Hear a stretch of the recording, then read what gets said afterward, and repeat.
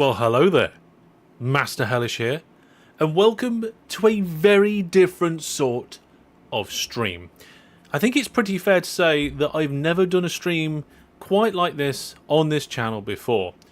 We've done a few different streams every now and then, something a little bit off track, so to speak, but I think this is probably one of the biggest and potentially most interesting experiments I've tried. Now, I've got a little list here of things to get through because there might be a few people here that aren't used to either me or what we're doing. They're not familiar. This might have caught their eye. It's something different. So let's go through a few things. I'll answer some questions and we'll get started. So first of all, let's start right at the basics. We'll go through them. I am Master Hellish, okay? I'm mostly a gamer that focuses on retro games, trains and transport, and some simulation and strategy. And all of that is on my channel. But that's not what we're doing tonight. Tonight, we are doing a modding workshop for the game OpenTTD. Now, if you don't know what OpenTTD is, I'd be quite surprised. Most of you are regulars and would know that, but it is a fantastic free transport simulation game. It's 20 years old and it was a remake and expansion of the Transport Tycoon Deluxe game, which is now 30 years old. So definitely fits into that retro category. Now, in OpenTTD, I personally use the word mods as a collective name for a few things. In the game, you can have AIs. Now, that's not a modern AI that you might think of in terms of like a large language model. This is the term of AI used for a computer-controlled player. And while there's some logic and stuff in there, it's not really the same thing. So AIs, something we call new GRFs. These are usually additions to the game. Sometimes they're vehicle sets, sometimes they're industries. And the other thing is scripts, game scripts that affect the game or count something or do something in some way. So we have those three things, which I collectively call mods. And I think in the OpenTTD community, it's relatively accepted to use that term, although people tend to be more specific about the mod they're talking about. Now, I've never done any OpenTTD modding before. Never. Okay, this is going to be my first time doing any modding on the game. And it's actually my first time modding any game. Okay, so this is not something I've ever done before. Yeah. Now, I do have some experience with development. Okay, so I've got 3 years professional development in Python in the past. And I've also got some hobby time in PHP. New viewer plus subscriber. Fantastic, fantastic, Mr. Steve. Thank you very much for being viewer plus and supporting the channel. So I do have some development experience, but not in games, not in mods, and certainly not in any of the languages that we're going to be involved with tonight. Okay, I'll try not to make Skynet. Don't worry, okay, Shizzle. So tonight we're going to be starting out, we're going to be setting up, we're going to be investigating, we're going from the basics. I don't know anything about OpenTTD modding. I'm at least 98.3% sure I'm not an OpenTTD dev. Yes, I'm pretty sure I'm not an OpenTTD dev. Certainly I'm not right now. And I'm going to be learning. I'm going to be learning and working things out. So you're going to have to be patient with me if it's something you already know about. I'm going to be starting with a script. Now, I think the scripts are the easiest ones. They seem like the easiest ones. So we're going to start easy and we're going to work our way up.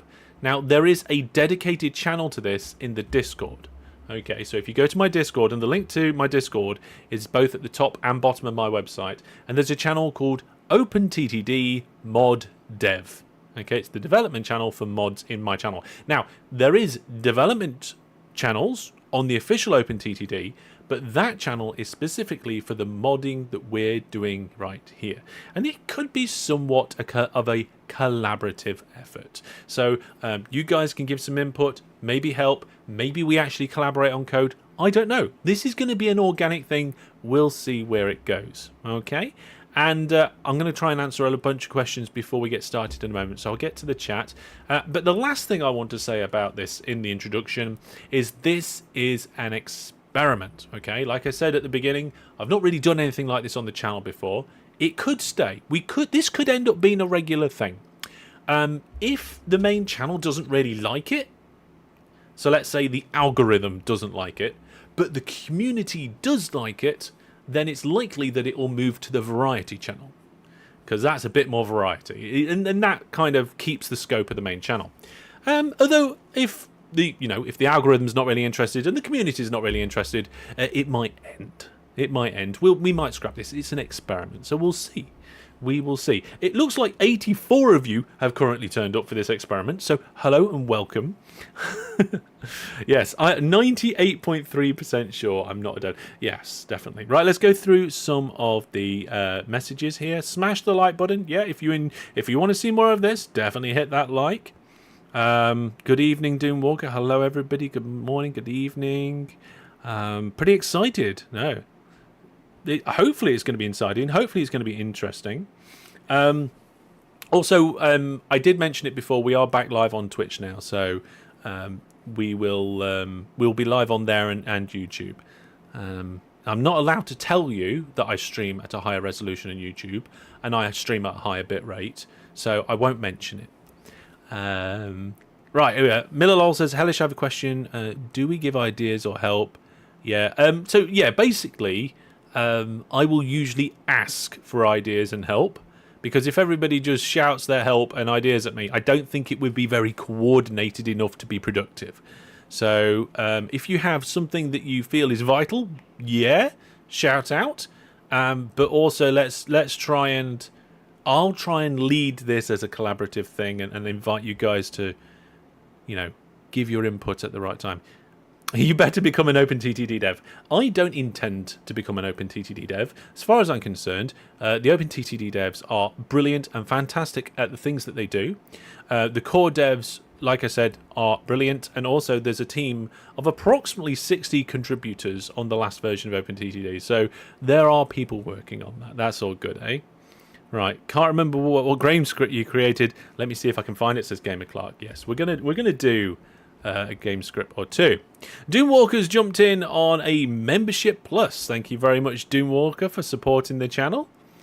Yeah. Let's see. Looking forward to this. You just got into OpenTTD. Wow. Been a hobby dev for 12 years. I've been a hobby dev for a very long time. In fact, sometimes I direct you guys to portal.masterhellish.net. That entire portal was handwritten by me in PHP. Okay, so if something goes wrong, it was me. Although the login system is not me, that's the main website. So the portal sits next to the website, and yeah, you can't find how to become a member. Well, there's a couple of different ways of supporting me, right? Okay, so you can either have a YouTube membership. There's 3 different tiers, and it gives you different things. Or you could become a Viewer Plus subscriber, which is cheaper than the top tiers. You get quite a few benefits, and it also helps me the most. And of course, if you've got a Twitch sub to give, you could always give that, especially if you've got a spare Prime sub. So there's like the top view if you want to know more about that. And if you want to know more about Viewer Plus, it's on my website. Okay, there's a link at the top of the website. Brian, thank you very much for the super chat. Yeah, I think I've met. Shall I try that again? We'll try again. What's the Brian, thank you very much for your super chat. You say you can't find out how to become a member. Well, there should be a link on the YouTube homepage there, but yeah. Raw PHP using something like... No, raw PHP. Yeah, just raw PHP in an editor. No kind of, like... What do you call them? Like big... I can't think of the word. Anyway, never mind. So yes, welcome. I think I've got through all my checklist here. I'll very quickly I've noticed we've got quite a few people coming onto the stream. Frameworks. Yes, I haven't got it. Yeah, I think frameworks was the word I was looking for. I think I might have used some frameworks and stuff for sending emails and things. But as a general rule, no. So yeah, I'm just going to rapid fire go through the introduction again because we've had quite a few people join after I did the introduction. So I'm Master Hellish, mostly a gamer, focused on retro games, transport and sim. If you want to know more about me, check out my YouTube channel or masterhellish.net. The game is OpenTTD. Most of you know about it, but if not, it's a fantastic free game. You can go to fantasticfreegames.com to find out more about it. Now, mods in OpenTTD are AI scripts, new GRFs and scripts. And I call them mods. So those three things as a collective, I call them mods. But when we're talking about a particular one, we name a particular one. So if I say a new GRF, that's one of the type of mods that I'm referring to. I've never done any OpenTTD modding for or any other modding. And I've got 3 years professional experience in Python and some hobby time in PHP, which is what the Hellish portal's made out of, but not the main, well, the main website is, but I didn't make it. And today we'll be starting out, setting up, investigating, doing introductions. This is going to be a learning experience for me, so join along for the learning experience. And we're going to start with a simple script. And there is a channel on the Discord called OpenTTD Mod Dev for this. This is an experiment. It could stay on this channel, it could move to the variety channel, or if nobody likes it, we could call it to an end. It's an experiment. So there we go. Chris Abbott says, good evening, Master Hellish. Is the stream proof that you are a dev for OpenTTD? No! I don't think doing mods counts as dev. Right, now because we're doing something different, I've got some new scenes set up, and I don't know if they work, because I've never tried them live before. So let me open up. I think what we'll probably start off using is VS Code, because that's the thing that I use to mod my do my PHP in anyway. So we'll get that open. And I do also have a browser open in case we need to, like, research stuff. So don't shout at me. It is Microsoft Edge. Okay, we're going to be using Microsoft Edge. So we'll see how that goes. So let's see if let's see if Microsoft Edge keeps going to their homepage with a load of stuff on it. And I don't want to have to review everything that's on there before I. You know what? Let's go to OpenTTD. Go to the OpenTTD website. There we go. Right. So let's test that scene. Here we go. That looks to be going okay. So there's the OpenTTD website. And then we can test the scene going to Visual Studio. Well, that's working, except I've got no face. Hang on. There we go. So we're all good. Now, I don't know if we're going to use voice chat in the Discord. It might get a little bit too chatty if we do. So there we go. Microsoft Edge, in case you need to bing anything. Boo, Edge now. I'm using Edge for separation. Separation of, what do you call it, of activities. I can't remember. Anyway. Right. Did you say you don't consider this development, or are you opening Visual Studio? No, I'm opening VS Code, not Visual Studio. I do have Visual Studio installed because the piece of code that backs up our Minecraft server every day I wrote in C#. Oh, I forgot. I have a small amount of C# experience using Visual Studio. Anyway, Edge is for edgy people. Yeah, maybe. If it gets too warm in here, I might have to turn my fan on. I mean, I already have 4 fans on, but they're my quiet, small fans. C#, yeah. So basically, in addition to the PHP and hobby and the 3 years in Python, I also have about a year in semi-professional C#.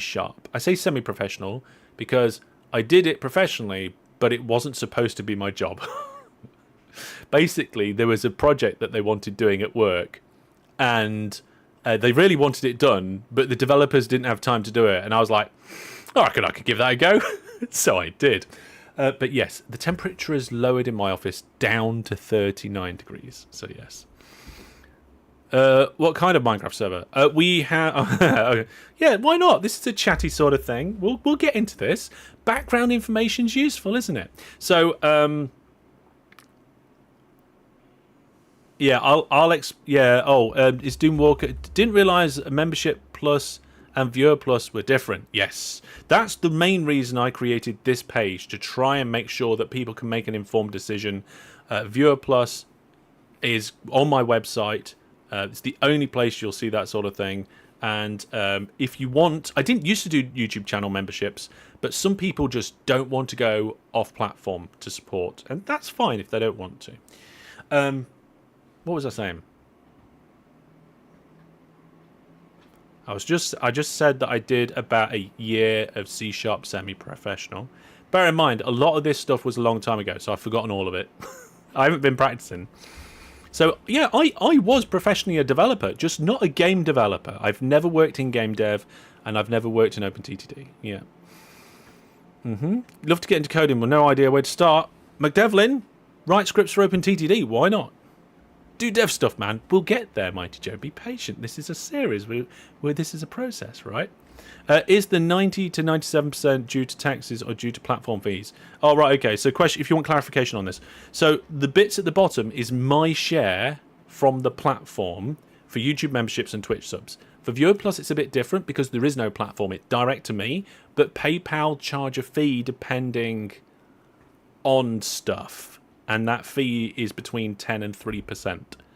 So if you get the 12-month membership, it's towards the 97% range, and if you do monthly memberships, it's closer to 90 because you're doing more payment processing, so there's more fees. So this, like the disclaimer says at the top here, this is a work in progress and may contain errors. I don't think it does, but there we go.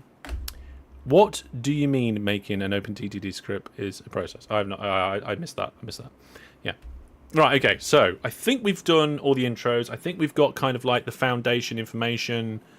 Oh, there was a bit that people wanted clearing up on the website. So my website is a CMS website. It is written in PHP, but has nothing to do with me. I have not written it. On the side of my CMS,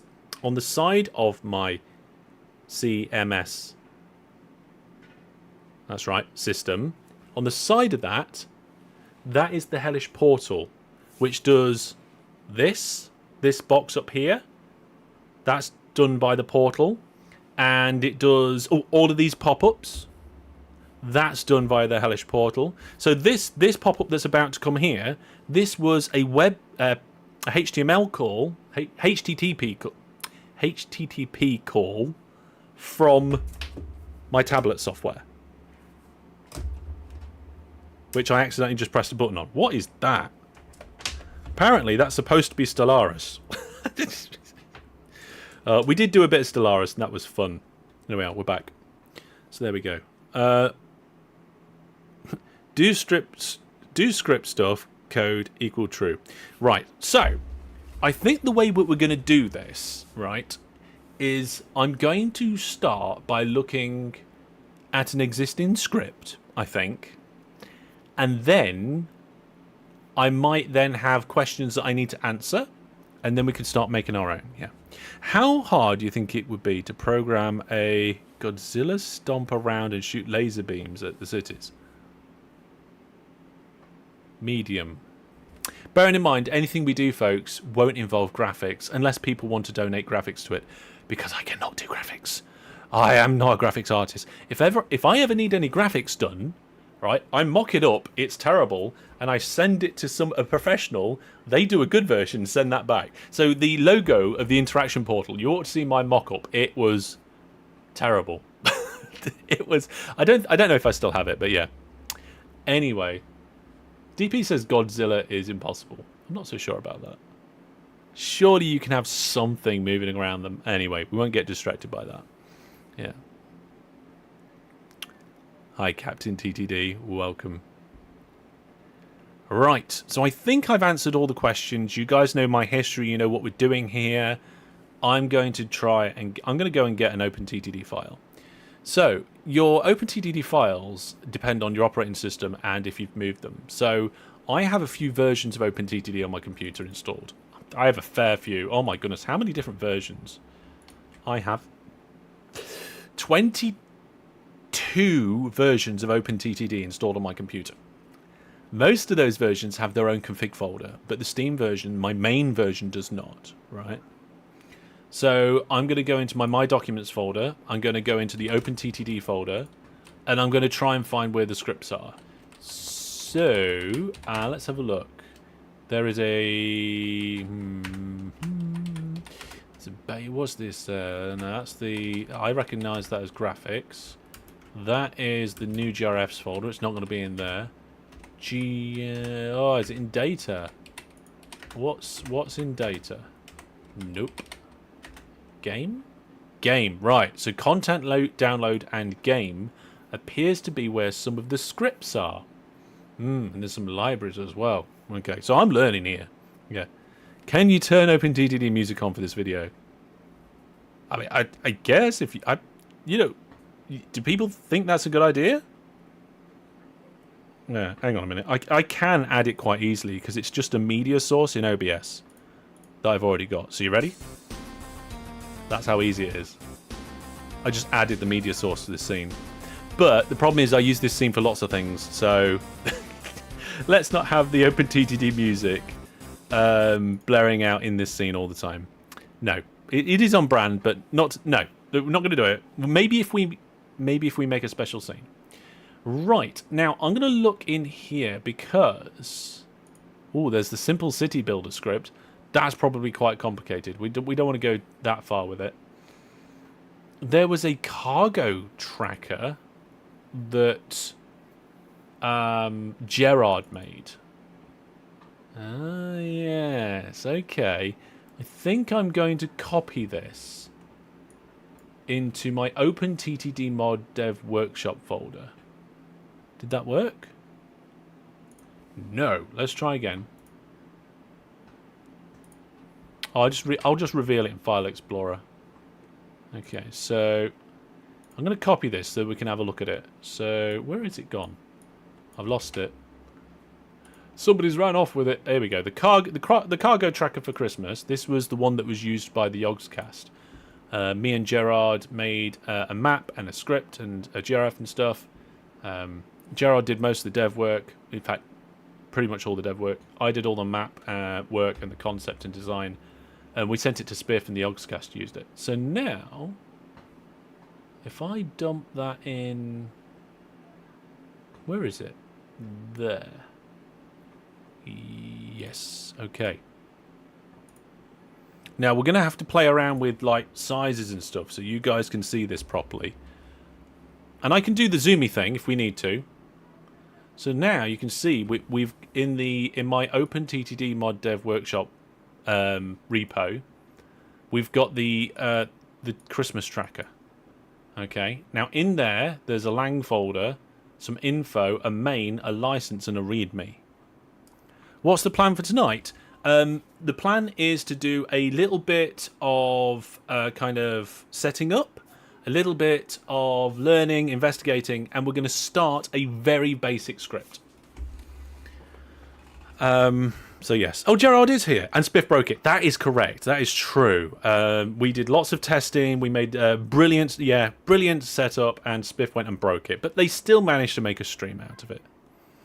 Yeah. Sorry, Gerard. I didn't realise you was here. Yeah. So Gerard says I started by copying some of the stuff from the city builder. So yes, we're gonna have a look at that. Back to VS Code. Now let's have a look. So what's info.nut? Now you guys can't read this, can you? Because it's too small. But if I can make the size bigger, can't I? How do I do that? Which shortcut is it? Oh, in VS Code it's Control plus, I think. How's that? Is that too big? I think that might be too big, right? Yeah. That's perfect. Okay. We'll try it like this. It might be difficult for me to dev on, but hey, let's go for it. That's true. Spiff does break everything, Mighty Joe. I didn't think of that. So this is Gerard's work, everybody. And we're just going to kind of... So what we know is that you've got a folder, and that is like the container for the script. There's a README, info, and main, and presumably the license doesn't do anything. It is just the license. Same with the README, right?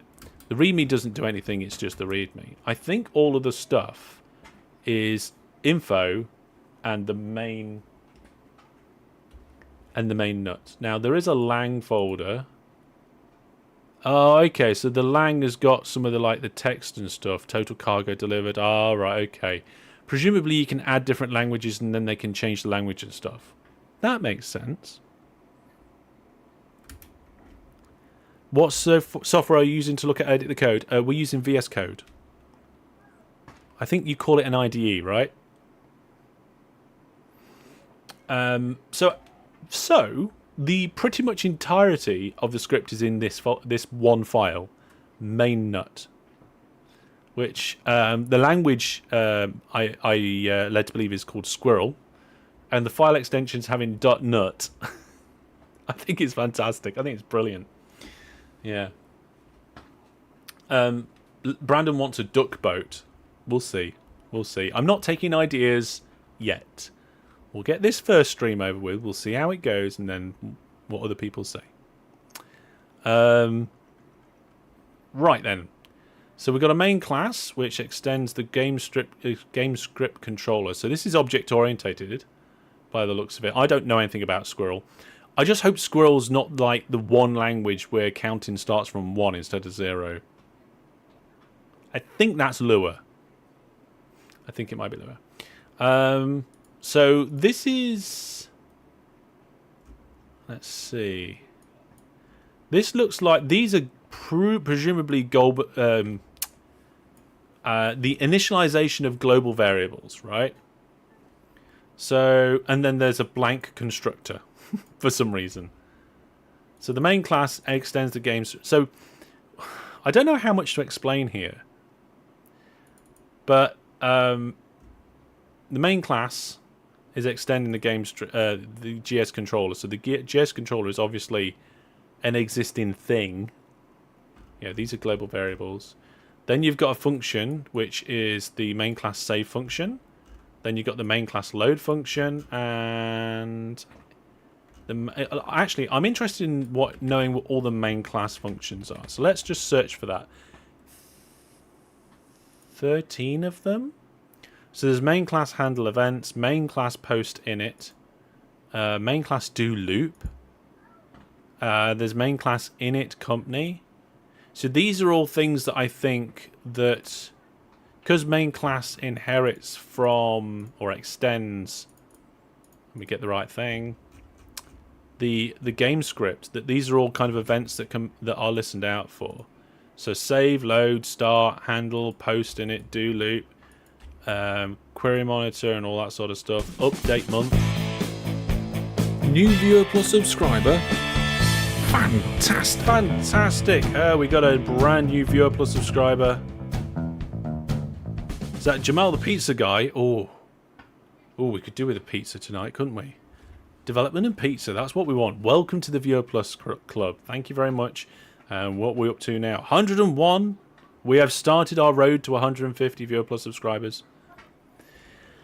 So I think what I might do is create a copy of this and then take everything out. So we've just got the functions and like it's a bare bones structure. What do you guys think to that? And we'll do like a hello world one and just maybe play around with some signs or some notifications just to get the hang of what's going on. Yeah. Would it be hard to accept Google Pay for Viewer Plus? It'd be impossible. So Viewer Plus is a extension to the CMS website, and they only provide certain payment plugins. Although what you got to remember is, even though even though PayPal handles the transaction, you don't need a PayPal account. You can just use a card on the PayPal website. This is way too complicated for me. Don't worry about it. Don't worry about it. It's fine. Yeah, so I'm going to make a copy of that. Can I do it in here? Let's see. Copy. Paste. Yeah, there we go. We're just going to wreck it. We're going to wreck it. We're going to rename it.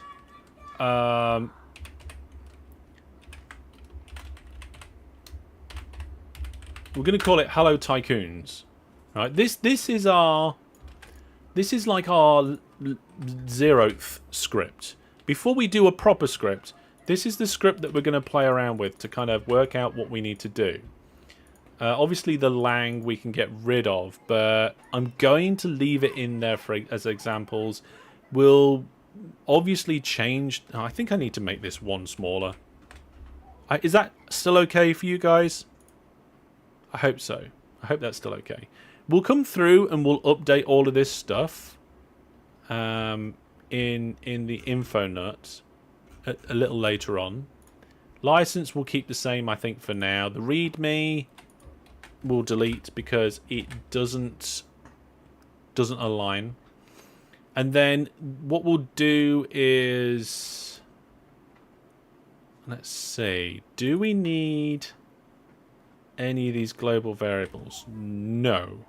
But what I will do is I will leave a global variable as an example commented out. Now, what's a comment in Squirrel? What is it? Oh, hang on. Hang on. Do we know? Does the... It thinks it's plain text. No, it's not. It's Squirrel. Is that even in here? No. We might have to install a plugin. Yeah, okay. It's just interpreting it as main text. Oh, Gerard knows. Here we go. Yeah, there we are. Thank you very much. See? Spaces or tabs? These ones are tabs. So we're commenting out that. That looks like a block comment. Anyway. So we've got the constructor. Then we've got the save class. There's a lot. Oh, look at this. GS log info. So that's an where it goes to the info, the game script log. So it's the same as Lua comments. Oh, I did actually write a little bit of Lua inside Minecraft many years ago to program a computer, like an in-game computer robot. So this is the... You've got to remember, folks, I'm dyslexic, so typing these sorts of words. In fact, sometimes I dictate it, but we won't do that now. This is the log for when we are saving. There we go. So we're going to log to the screen when we're saving, and we're returning a bunch of stuff. But where does that... Oh, so this is the kind of state? Right. So we're saving stuff. Okay, let's get rid of everything except the global goal. Do we have... Oh, we don't have global goal. Okay. Well, I'm taking out two. You know what? No. I'm going to leave a note rather than the code. So this is global variables. And then we return... We're going to return nothing here. Or not nothing. We'll return empty. I think that's empty. There we go. You believe it puts those things into the save file so that you can recall them in load. Yeah, that makes sense.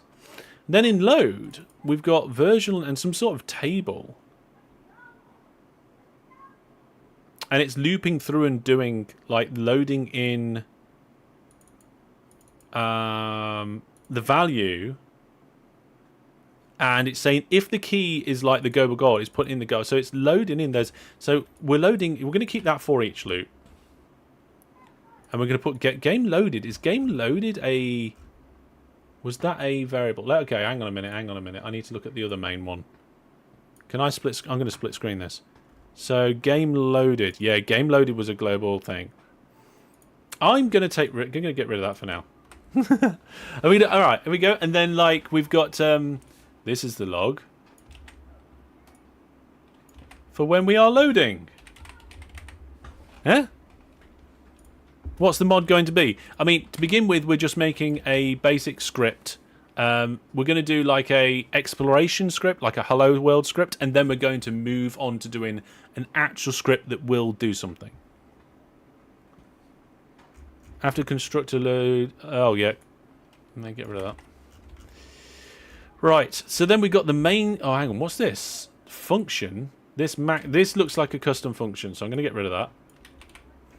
And then we've got a function for when we start. So wait for the game to start. So looks like we're doing a sleep for some reason. Then we call the post in it. Huh. And then whilst true, we get the game controller ticks and we handle events and we do a loop. We sleep for 1 day. And then that's it. Interesting. So in the start function, it doesn't do anything apart from call other stuff. And I think we'll leave this one as is for now.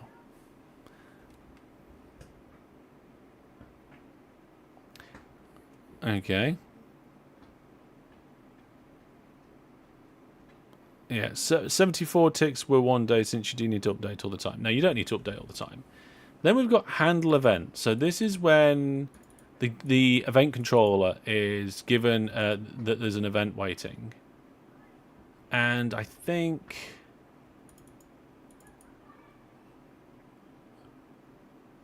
It looks like you're doing nothing here, but I'm not sure.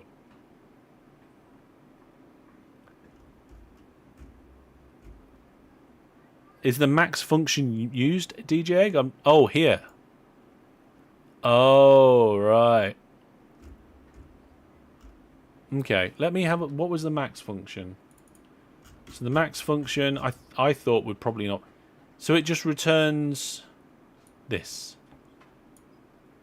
Which I'm not familiar with the syntax. So let's have a look.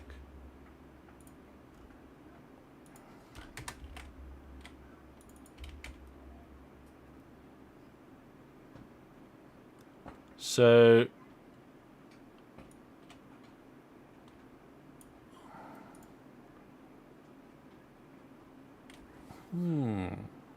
so if we say max, can we just do like max is equal to like 1, and presumably it's used in multiple places and that's why it is, that's 1 times 74. What I'm not going to try and like take this apart. You copy that function from the city builder. Right, I'm going to try and take this apart.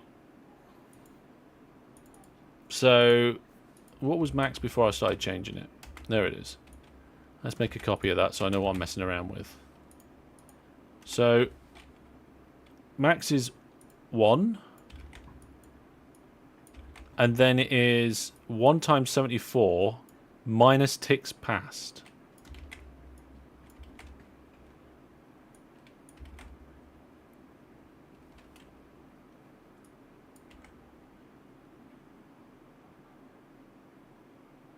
There we go. And then we can just use max.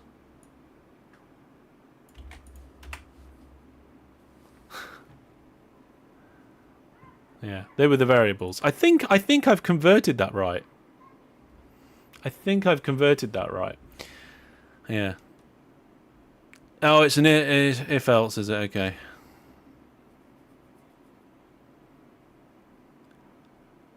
Anyway, the more we learn about this, the more we can like sort it all out so it works. And I just don't know if max was used anywhere else. So let's search for max. Maximum. Oh, look, there we are. Look, max is used somewhere else. Okay.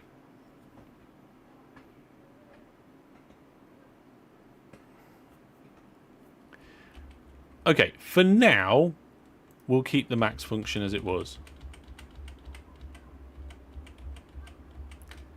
But I don't like that function. I mean, I think it's got a terrible name. Where was it? It was after load. Okay. Let's put it back in. And somebody said something about this. It was red slime. So it's basically the first variable. If the first variable Greater than second variable, else second variable. Okay. Yeah, then the name's not great, but we'll come back to it because it's used in multiple places, so I'm not going to mess around with that. And then we've got the handle events, which we've talked about. And then there's this post init, which is like most of the stuff, right? Where all the amounts are done and the game strip. There's we're doing the post init, and then we'll get rid of that log. There's a local goal that we're setting that we don't need to. If the game's loaded, we won't need to do that. Cargo, this, that, and the other. Get rid of that. There we go. So there's our post init is just a log for posting it now. We're stripping this down. We're stripping this down. We're going to play with it and see if it breaks. Oh my goodness, this is just going to break immediately, isn't it? Okay. Now there isn't a do loop here. Now let's have a look at this. So we're getting a current month from the date. So there's the date. Then we get the month. And if the current month is not the same as last month,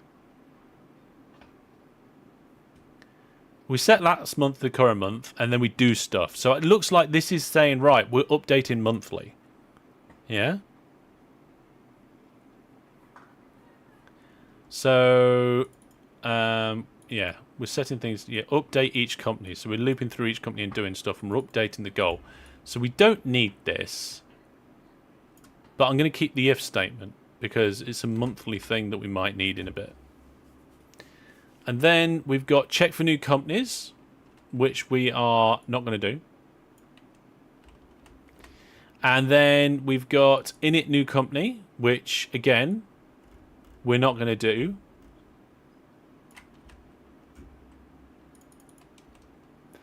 And we've got this query monitor,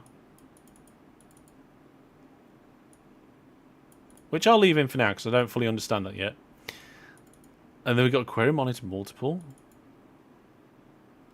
Okay. Update month with some sort of company ID. Yeah.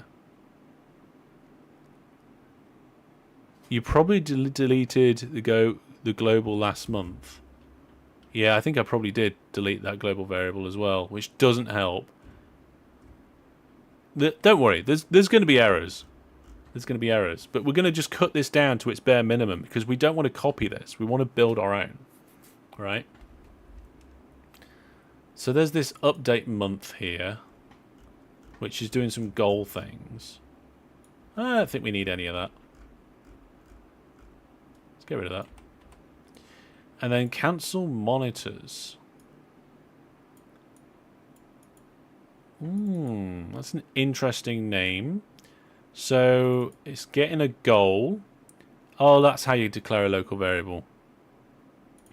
So it's getting a goal, and for each in there, it's going in.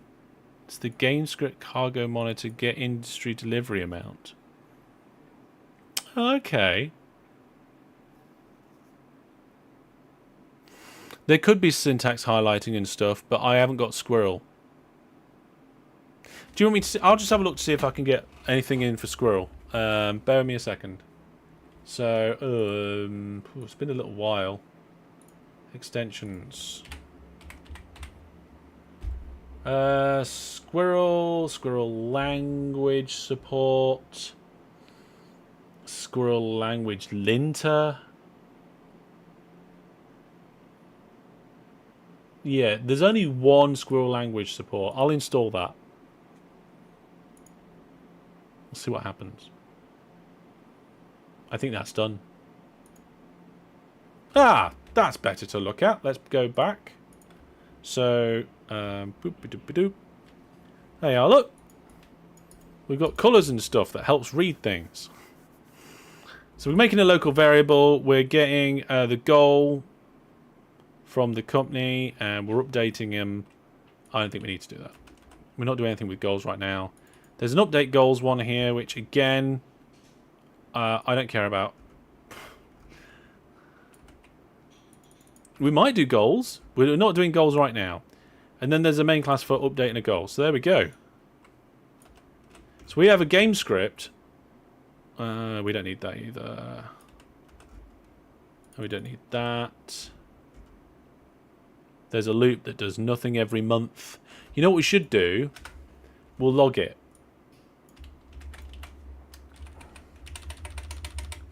Did monthly thing. Okay. So what we should get is an empty script that does nothing except logs when we're saving, logs when we're loading, and logs the init and every month. So we should end up with a script that doesn't do anything, and there we go. How to spell month. Don't know. No, spelling like that. If it's going to be something that I'm going to publish, let me know. But a little log message in a script that we're not going to be using, that's going to get bigger, we'll just ignore that. Otherwise, we'll be here correcting me forever. So, in theory, I think I should be able to drop this in my folders. And we'll be able to see how much I have broken it. Now, bear with me a moment, because I haven't got shortcuts to these folders. You'll forget about it. We'll probably delete it. That's how you know it's not written by AI, typos. No, because what you do is you make it by AI, and then you tell the AI to put unexpected typos. Yeah, it puts typos in. Right, so let me go and find... I need to put some shortcuts for this, really, but there we are. Hey, joke, welcome. So, let me have a look. So, the repo I've got at the moment, I've called it OpenTTD Mod Dev Workshop. And then this is called Hello Tycoons. And I think I need to zip it. And then I need to put it in my... Oh, these are tars. Can I tar? I don't think I can tar.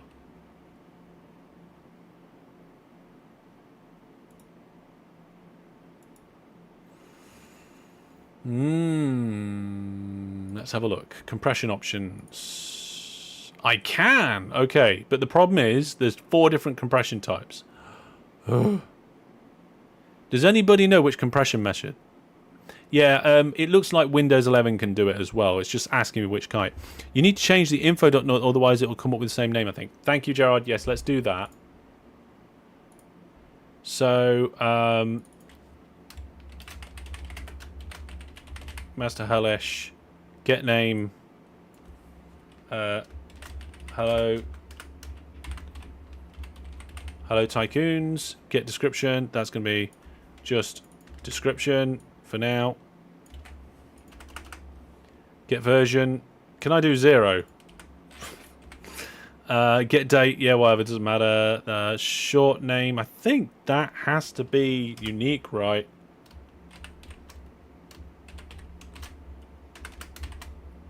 Get API version. Get URL. Okay, I think that should be fine. There's some settings that are being added. And a label. So I think we'll get rid of them.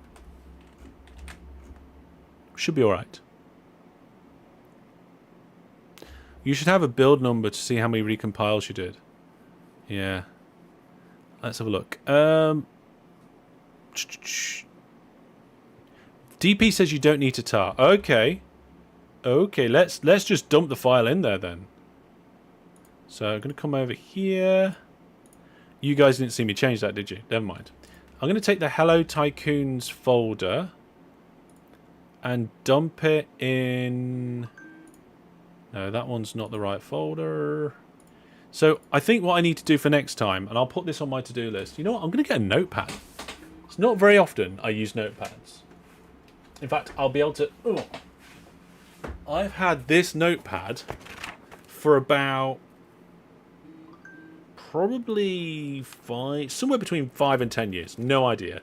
So many pages unused. It's a squared paper notepad. It's the only type of notepads I use. I wish there was... Is there something right at the front that I can kind of date it with? I think... Oh, right, okay. So this notepad was started before lockdown. Right. Bear with me a second.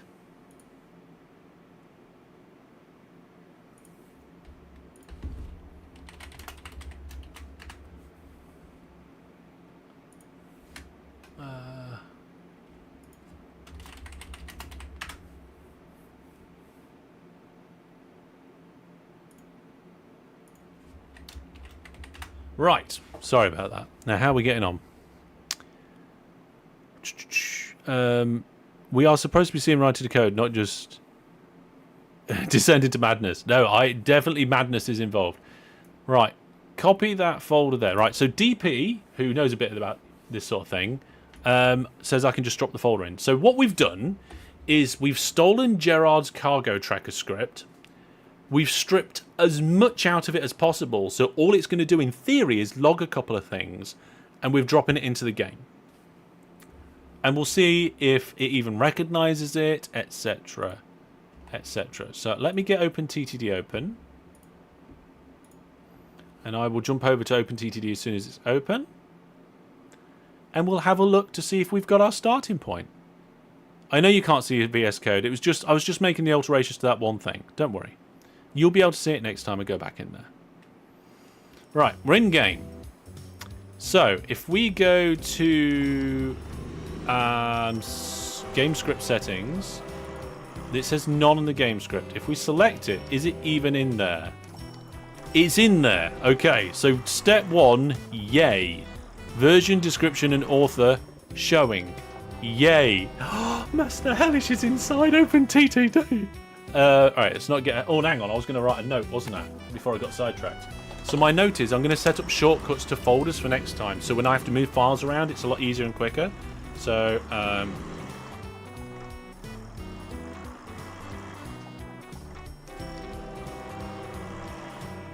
if you're wondering why I like squared paper, this sort, it's because most of what I write is indented lists. So, hang on, it's not working yet. Don't clap yet. You've just broken it all. It's all your fault. So I find square paper perfect for that. And also, like, a lot of diagrams and notes. So if I'm doing DIY and stuff, I do lengths. And I wonder if there's anything I can show you that, like, is at least remotely interesting. That was something that's not interesting. What's that? I don't even know what that is. Oh, here you go. Right. So this is the design that I made for the panels on my daughter's bed that I built. So there we go. Burn the shirt. What shirt? Track layouts. Yeah, it might be. Hang on a second. I need to go back to where I was. There we go. Right. So let's see if clicking accept will break it. It didn't. Okay. There's no parameters because I removed them. Oh, hang on. I need to switch back. There we are. So if we start a new game, let's just make sure we haven't got any AIs or new GRFs loaded, because we don't want other factors playing part at the moment. So AI settings, no AIs, no GRFs, just our script. Yay, we've got our first error. It's crashed. There we go. Please report this to the script author. Yeah. Oh, burn that I'm not an OpenTTD dev t-shirt. I don't think modding counts. I don't think. Progress. Right, okay, so let's have a look. So, we actually got the post init message, and then it went wrong. It said your script made like last month does not exist. Well, that's an easy one to fix. It's hardly rocket science. No. It is rocket science. Right, so basically, there's some functions, and it's doing last month, and it's trying to do something to do with last month, and there's a current month and stuff, and I didn't strip everything out. No, I missed something. So let's go back over to VS Code and go back to the main file. Let's get rid of that. We don't need that. So, yeah, look, there it is. So the loop that I left in the function has a local variable current month, but then it's going to the global variable this month. And put a signal in, that'll sort it out. So what we're going to do is we'll put that global variable back. Although the logic to set the last month is no longer there. So where is it? Last month. There we go. So if we go back to the global variables, and in here we're going to put in last month, then we're going to go here and just find out all the instances of last month. So that's in the save. Then I'd expect maybe one in the load. There's one in the load.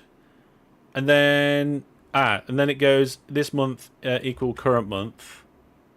And that's it. So that's all we need. So instead of deleting more stuff, I'm actually bringing it back in. Where was it? Here.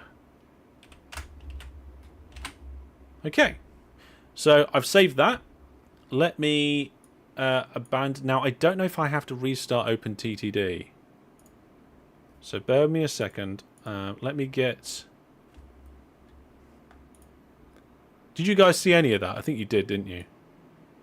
So what's that? That is my OpenTTD folder. Where's my repo folder? There's my repo folder. You guys won't see the folders, but they're just folders and files, and you see them in VS Code anyway. Have you built a statue of the company owner? Oh, that was wrong. Add some trees. Version 0.0.0.0.1 incoming. I'm not even counting this as my first script, okay? This is our 0th script, okay, everybody? When we go on to our first script, we'll probably use Git and everything. I'll need to restart OpenTTD. Okay.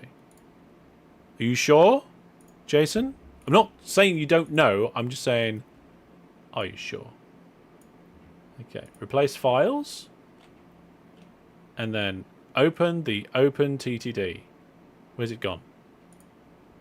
There we go.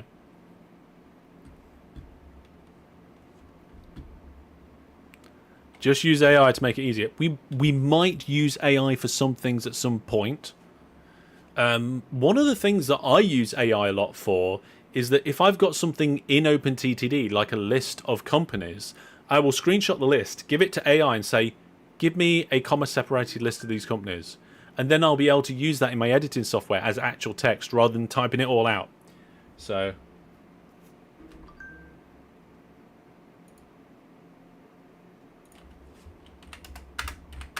Right then, so back into OpenTTD. And so when we're in OpenTTD, you will get the music. So we should be able to just start a new game again, and the script will crash again. Oh, it didn't crash this time. There we go. So it loaded, it ran the post in it. So let's unpause the game. And we'll fast forward, so hopefully get the monthly cycle. Let's see. Oh, well, we've done several. There we go, folks. We have an empty script that does something once a month. So I hope you've enjoyed tonight's live stream. I'll see you next time. No, I'm joking. I'm joking. Right, folks. I need to take a very quick break. And I think this is a very good point to take a quick break. So now we've got this empty script that doesn't crash. What I would like is for you guys to give suggestions of what our first basic script can do. And I'm talking about like super basic, right? Something that we can maybe just like every month we put Hog AI 2. No. Put maybe just like a sign on the map that tells you something. I don't know. Make it play Doom. Like, oh, come on. Anyway, I'm going to be back in 2 minutes. Is this viewer count normal? I remember watching your streams when you had 18 viewers, says Julian. Well, I'll tell you what. I will quickly answer that question because I've got the proper stats on... No, that's YouTube Music. I don't want that. I've got the proper stats here. So if I go Analytics and then I go to... You know what? I can't remember. I think it's content, live, and concurrent viewers. Here we go. So, I did a charity live stream recently where we reached 664 people peak. That was an anomaly for a big charity event, so I don't really count that.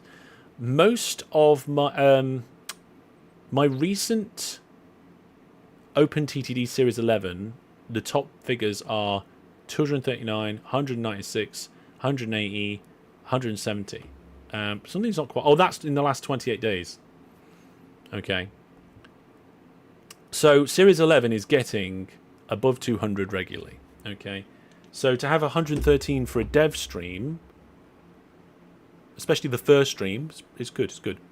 Right. Right.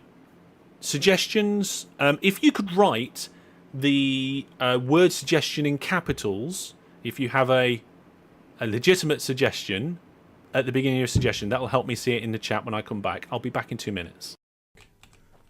I said get up. What do you think you're doing? Somebody help! Come on, someone do something. Oh no! There you are. Get it. Yield, and I may still show mercy. Prepare to die. Everybody's annoyed with me. I'll make you pay.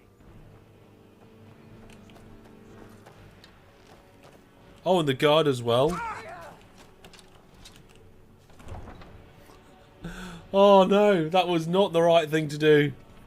I just went straight forward then. Ah, Jack, you hit the tail. Oh, How the earth? No, I did a triple turn. it went between you guys. That was the biggest game of chicken I've ever played in my life. Oh, The good thing no. about this game is it works as a true land game. Because of you, I think crashed Brandon's won and it. Brandon survived. Yeah, because you crashed, I survived. Oh, you're not going to get out of that, are you? Oh, you did! Oh my goodness. Block him in.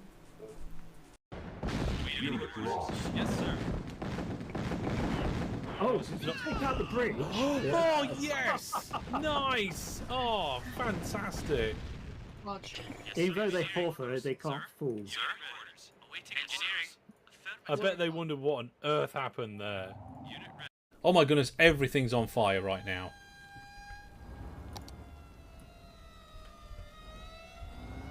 The fire is spreading. There's 3 fire engines, 4, 5. There's been a crash. Hopefully they can contain the blaze. I don't know how many fire... Oh, they're all over the place. You know what? The response times was quite good.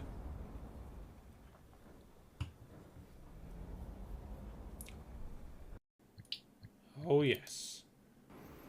Okay, folks. I'm back. I forgot to have a drink, so I'll do that now. Thank you very much for your suggestions. Some of these are a little bit kind of like crazy. Some of them are interesting. Some of them are good, but probably a bit advanced to start with.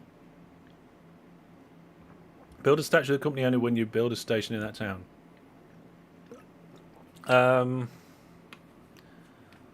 You know what? I want to be able to put a message up at the bottom of the screen that comes up. Like my own special notifications. And we could add useful information to it. Like, we could maybe, I don't know if we're able to, check like for company owner and things like that. Quarterly income, company value compared to last tick on the screen. Yeah, some interesting suggestions here. But let's play with the mechanics a little bit to see what we could possibly do. You could probably track the population in like a global goals. Custom newspaper article. Yeah, exactly. Custom newspaper article. So if I... what's that? We don't want that folder. So if I look in my folder, there is a kill count game script, which if I remember correctly... Bear with me a second. I need to double check something.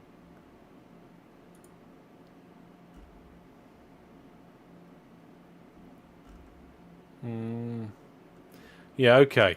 So there's another script that we can investigate to kind of get examples out of, right? So now we've created our, should we say, blank slate. I'm going to copy in the kill count game script. Now, this kill count game script is the proof of concept that we used for the Destruction Disaster Deathmatch. So if we go back to VS Code and look at that game script, somewhere in here there was something that did a pop-up. Sometimes I can do redstone. Sometimes I can do redstone. I forgot that was in there. You know, I used to be really good at redstone in Minecraft. Well, I suppose I'm alright at it now. So, what we're going to be looking for is when there's an event and the event type is not add company, it's not rename company, it's not remove company, it's vehicle crashed. There is a gets the owner, increases the score on the score table, and updates the scoreboard. But I am pretty sure there's also something in there that shows a story or something. Yeah.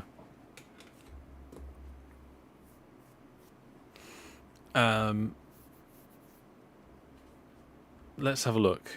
They added too many components. No, they didn't. Redstone's fine, in my opinion. So here you can see that they clear the scoreboard and then they put the scoreboard back on again. But I'm just wondering if there's anything that like checks to see if there is a new leader. I don't think there is. There's an increased score on the scoreboard. I think. On the table. No, that's on the table. You don't understand anything? Fun to see, yeah. Yeah, it's fine.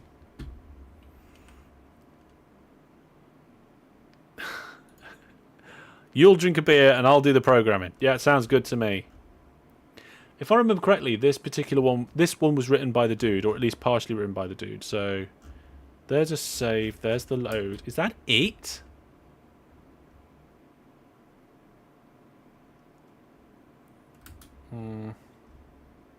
I could have... Oh, hang on, there's a scoreboard file. There we go. This is what I was looking for. So there's a score table, there's an add company, there's an increased score. There's a log.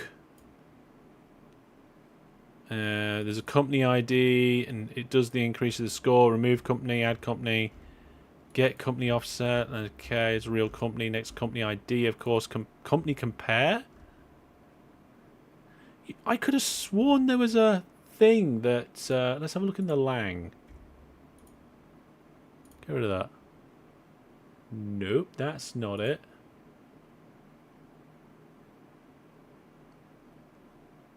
What's this? Oh! Okay, so there's some Python script here as well. Or something to do with it. Something to do with... I think that's like template stuff. I don't think it's important. Oh yeah, that's a good idea actually. We should probably start making a list of important stuff, right? Gerald says I posted in the Discord mod channel. So there is a game script API. Let me show you guys this. Where's it gone? There we go. So it might look a bit small. And my face is gone. What? That's a bit weird. Oh, well, that's not supposed to be there. Hang on a second.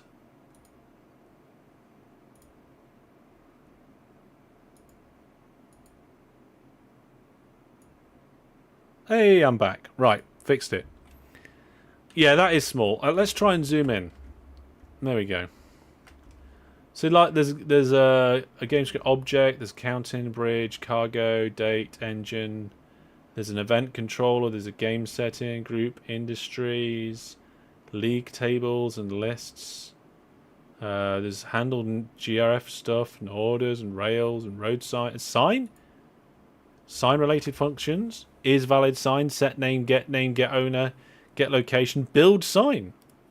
There you go, you can build sign. You get tiling next. Maybe we could just do that, build sign on the map.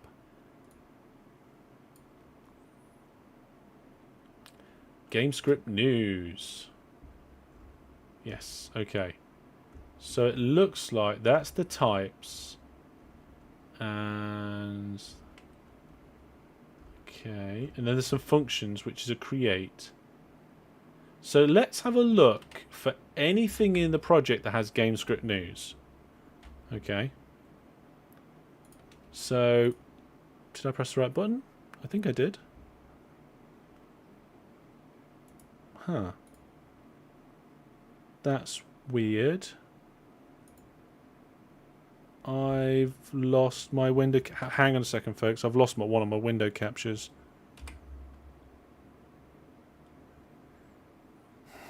I'm not sure what I did. I think I accidentally misclicked something.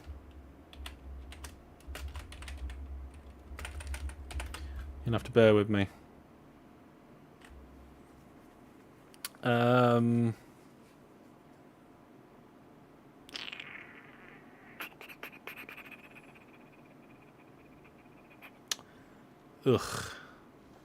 Can I... I'm sorry about this, folks. I wasn't expecting this sort of technical difficulty.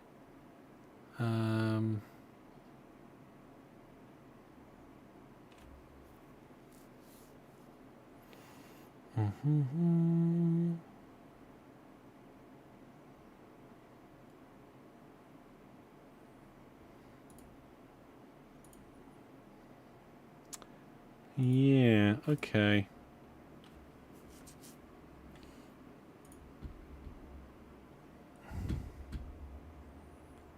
Let's try and fix this then. I did actually do this before the stream, and it has been working up until now, but it seems that it has completely ran off.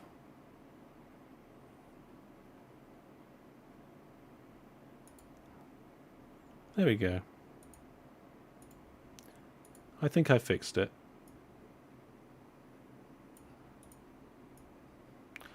Oh, I just worked out what happened. Yeah, I know what happened. There we go. If this ever gets made into movie... What? Hugh Jackman, what are you talking about? Anyway, right. We're back in here now. We can do a find. We can look for GameScript news. There's nothing there. Let's do a search for GameScript news. Nothing. Okay. What about in main, here, here? Nothing. Hey, Simulator X Ventures, welcome. If you haven't heard, we're doing something a bit different. So, yeah, it doesn't look like GameScript news is used anywhere. In the main script, we're in a few different... Like, this one. No, it's not in here. Line 190. What?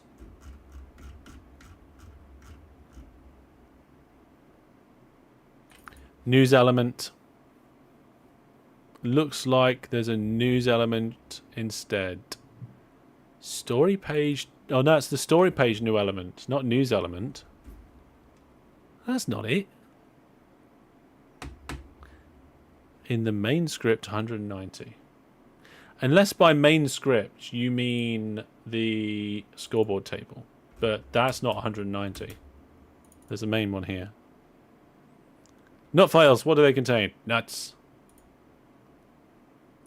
Yeah, I'm looking at 190. It's not there. So there's a new element on the story page. Squirrels. Yes, lots of squirrels. I have seen pop-ups when the leader changes from this game script. Let me just double check I've got the right game script here. So there's the simpleton city builder, cargo tracker, awards, transport goals, city controller, deliverance. Yeah. Yeah, I'm pretty sure that is the correct script. No. It is. I don't think it is. Let's have a look at the... let's go back to the API. Oh, why am I over here for the API? What happened? Oh, I know what happened. I know what happened. Just ask ChatGPT. No, ChatGPT doesn't know everything, really. What I could do is give it all of this and then say, can you find it? So there's a create on the GS News. Can you run multiple game scripts? No, I think you can only do one.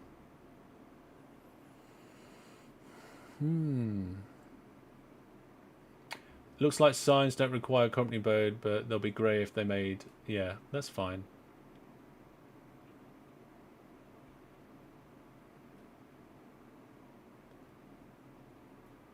Yeah, okay. So the first thing I want to do is do it like a news pop-up. Now I want to put a sign on the screen. And once we got some of these sorts of things together, maybe we could actually make it do a little something. Yeah. So there's... Oh, right. So there's news types, and we can create a news type. So there's advice, acceptance, substance, general. So I'm not sure this is exposed.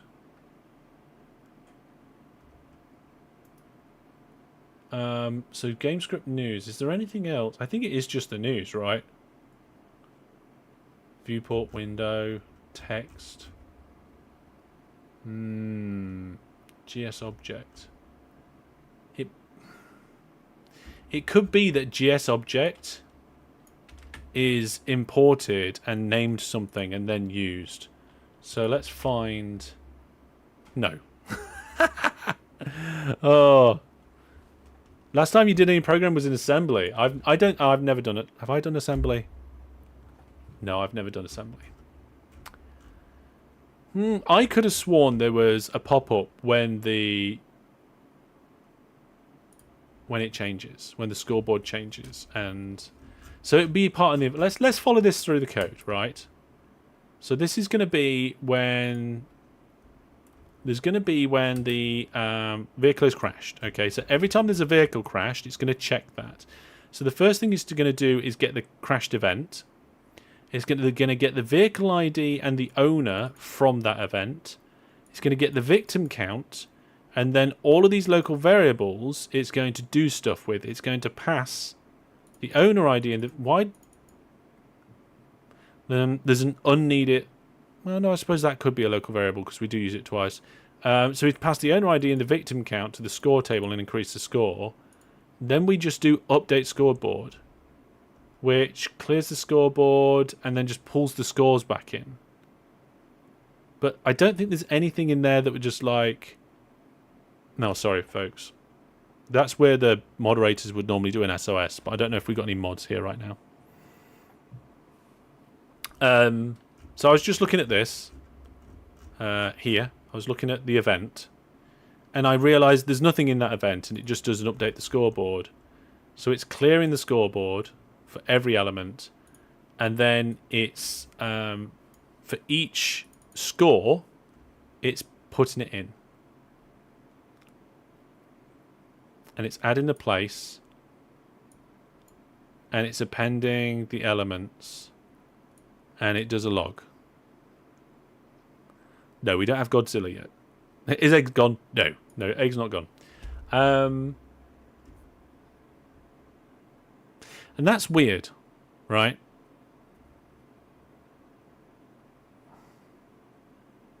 Because when we played the game and the leader changed, it did it. So maybe there's something else somewhere that does it. You think story page is the actual story that appears in the news article?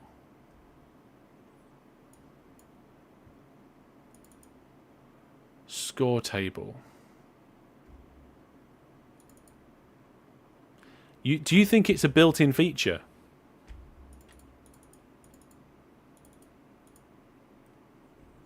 So it's updating the scoreboard, right, from the story page. Okay. No, because there was custom text in there. Okay, yeah, let's go over to... You say, is there something in scoreboard on the update?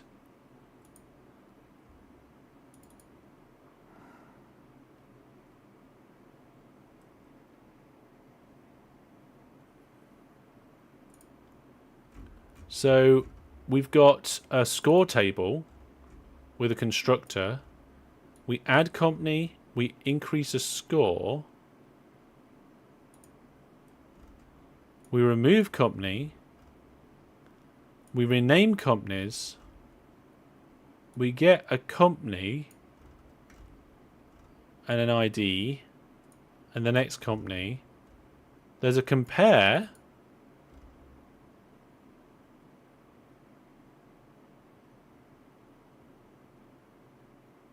Which presumably then that gets the list and it appends it and sorts it. Line 191.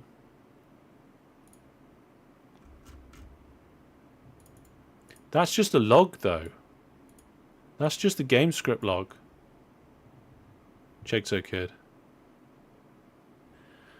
Tell you what we could do. Let's run the script. I don't know if it's going to work with just one. Okay, we'll try. We'll give it a try. So if we go game script, we change the game script to the kill count script. And we start a new game. Unpause. We should be able to see the global storybook. Oh, this isn't the right script. Oh! I've just worked it out. Right. So the script I'm looking at is not the proof of concept script that we were using when we recorded the video. It was a work in progress script.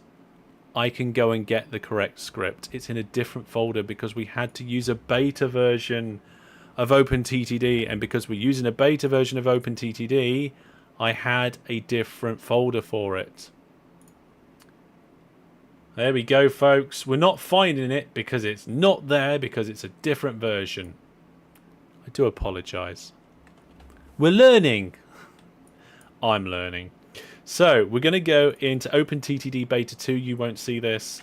I'm going to go into the content and the game where we get Crash Test 2. And I'm going to temporarily remove kill count. We'll go back into VS Code. We can get rid of all of these because these are all not what we want. We want Crash Test 2. This was just the proof of concept. Here we go. We can find news. There it is. There it is. Knew it. Helps if you're looking in the right file. Exactly. But we're learning, we're getting used to like navigating all of these sorts of things, right?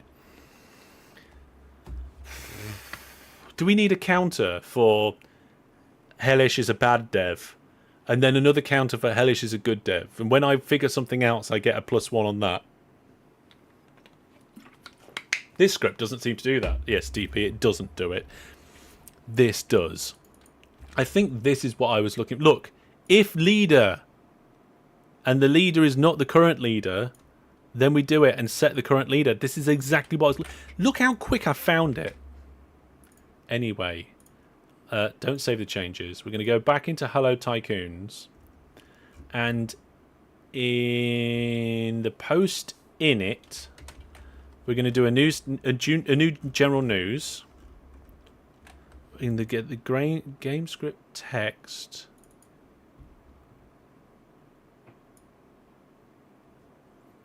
I'm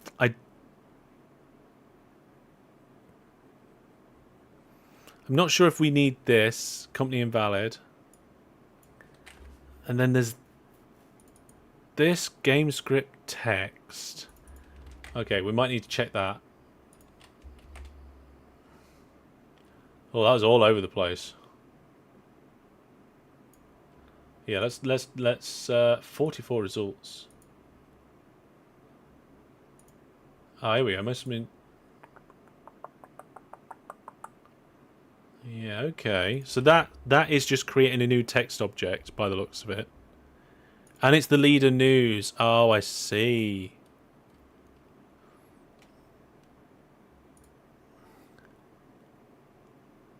Supposedly you can use a string as a second param. Yes, that's what I'm going to try here.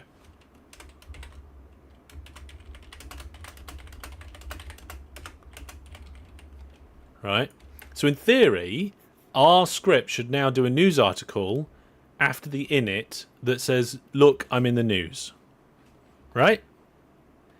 So we will close OpenTTD. I will get the Hello Tycoons updated. GSText just build a string from several variables, yeah.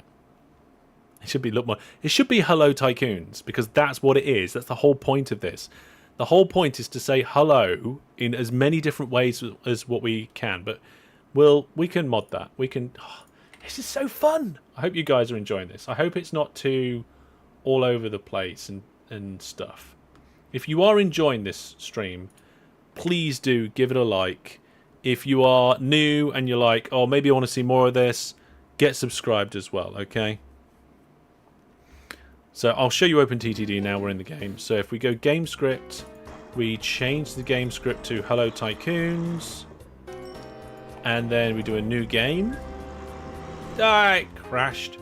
Wrong number of parameters. I broke it.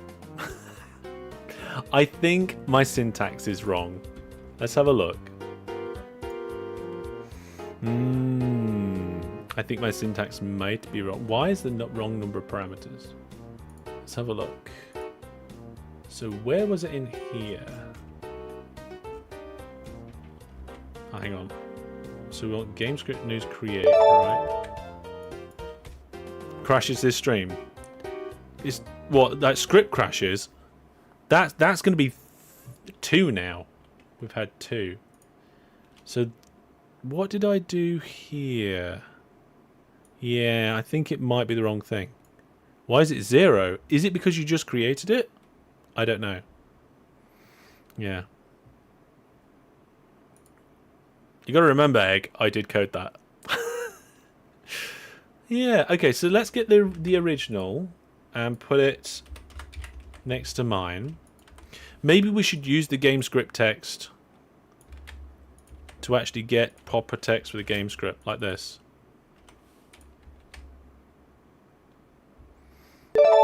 Yeah. Crashes this stream. Yeah. Should we make it like crashes or errors or something? I'll copy that change over. I don't know if it's going to work, but we'll give it a quick try. Because we're testing, we're learning, we're discovering. You know what? I might put shortcuts to open certain folders on my touch portal.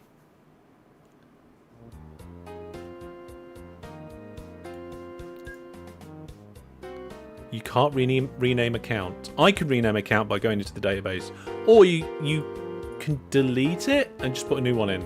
So that's why. Yeah, delete it and put a new one in. That's why. You need 5 parameters. Well, it didn't crash this time, but also we haven't had a pop-up.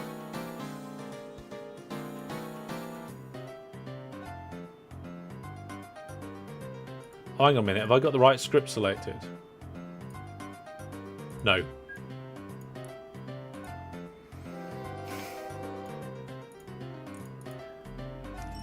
Okay, let's swap.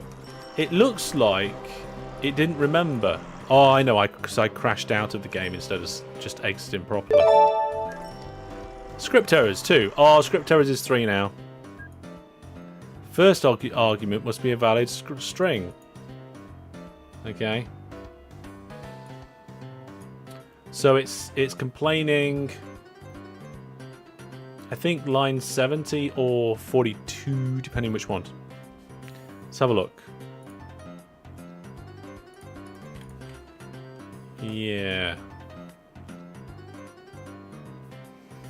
Let's just look at the example again.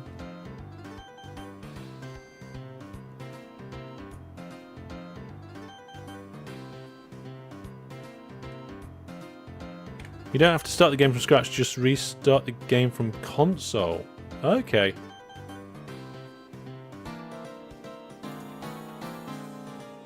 Hey, the dude's here! Okay, let's have a look. So, what I'm going to do now is we're going to go to the API for... Ooh, cancel. For this news create, so that we can look at the reference and figure out what's going on. So if we look down here, this is the documentation for that. And here's the create function. So there's news type, text as a text type, the company, the reference type, whatever that is, and an int for some sort of reference. So there is a reference type, which is these. So there's none, tile, station, injury, and town. Presumably that zooms you to a particular location when you click on it. And then there is the news type. So let's go back to the script and have a look. Where's my script gone? Here we go. Can we do this? Right, so the company type is just invalid company. And that's the... Right, hang on a second. So it is the news type and the text, the company and the reference type, the company and the reference type, and then the reference int. Right, okay, so that looks fine. Yeah. Text can be a raw string. Yeah. Text messages to show can either be a raw string or a text object. So in theory, this could be a raw string. So I think I'm just using the wrong syntax for a string in Squirrel. Is it? What is a raw string in Squirrel? Is it single quotes like that?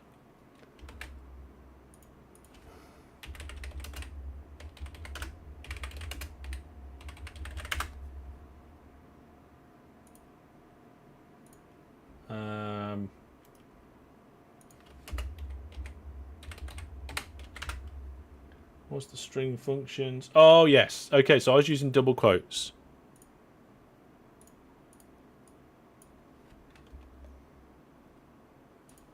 You think both quote types can be used? I don't think you're right, Mark, because it wasn't working before. And it is working now. So, well, actually, I don't know it is working now. That is passing something there. Oh, actually, yeah. It's passing that string. So the string, you should be able to just do the string like that, right? Yeah. Maybe test should be define language in... Maybe test should be define language in text, yeah. DP says showing strings that aren't in lang are quite tricky if possible at all.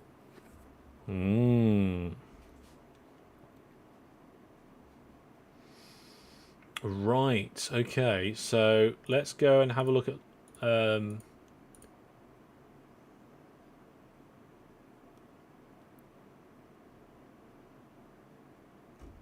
some langs in here.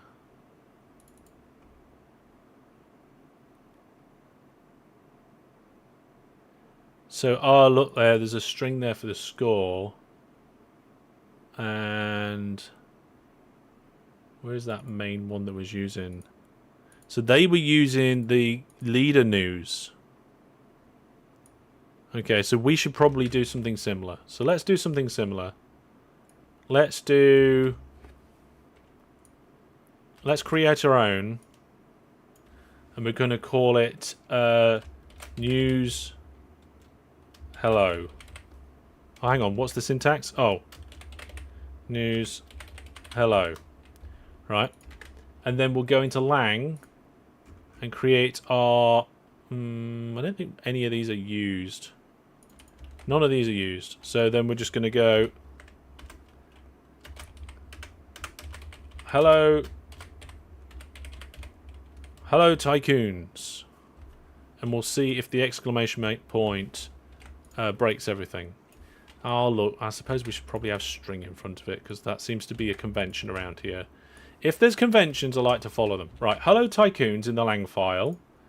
Then down here we're doing the game script text hello and with string hello news. There we should be, that should do it, right?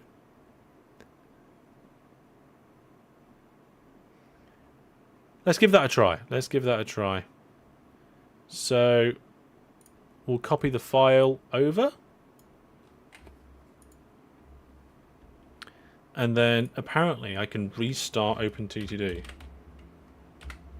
which is not a command I've ever used.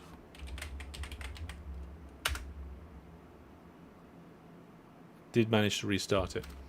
I'm not sure that just restarted the game. That didn't restart OpenTTD. Let me restart the game. Will this spam news stuff?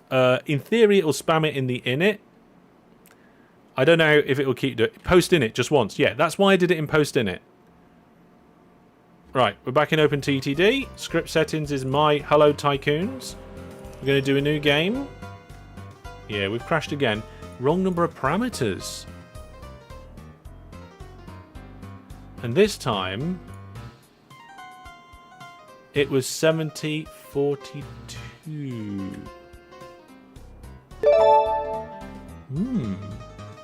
That is. Does that count as an error? It's the same one. Okay. So it's not liking this.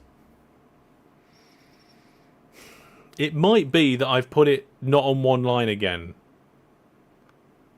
I don't know whether you're allowed to do that in this language. I think this is good.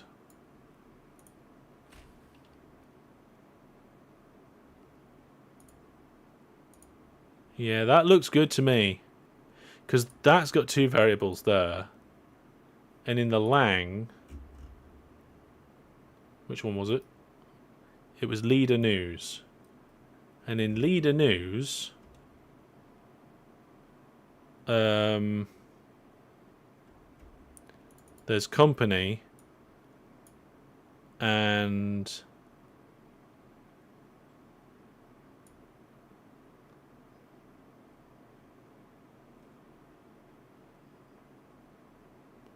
red company, black. It has red, comma, deaths. That's a bit weird.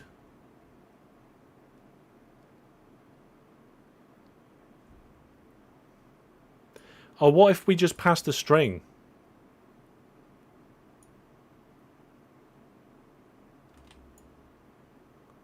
We just pass the string straight back.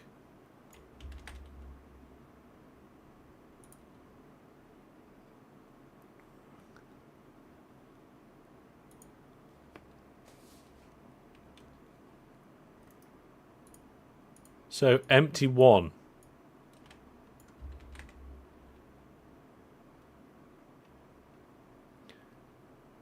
Let's try passing the string.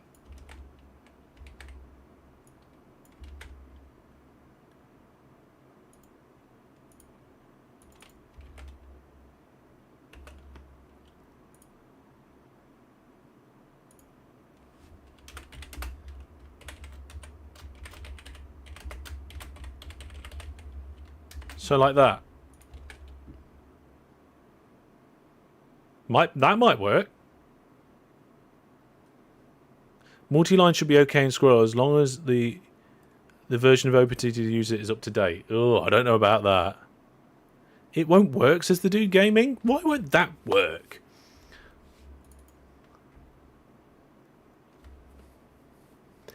Wonder if parameters will replace the in the string like in Python. Yeah.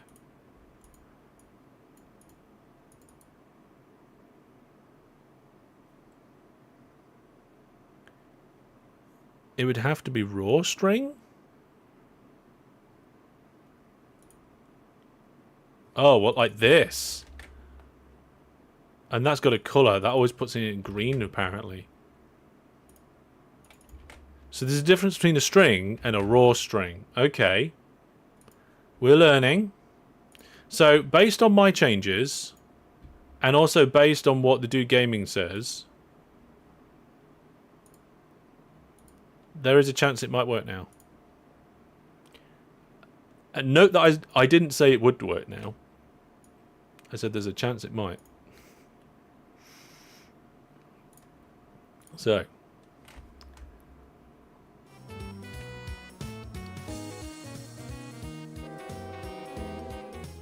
let's see. Script still in there. Are we going to get an error straight away? Yep. Wrong number of parameters again. Exactly the same.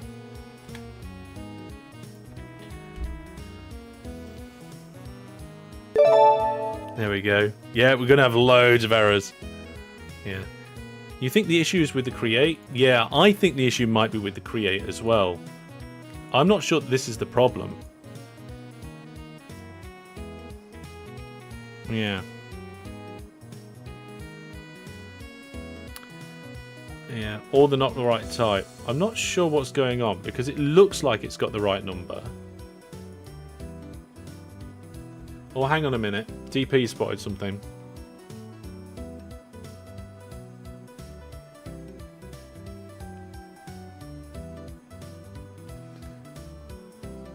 String is a lang file string. You need raw string, which is what I just put in.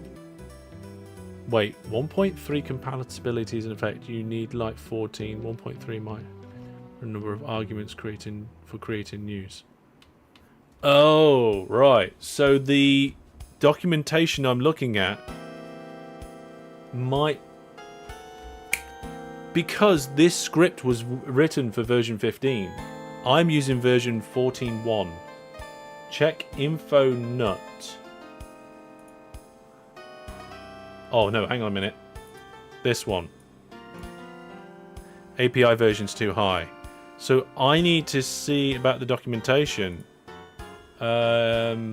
Is there a place where I can look at the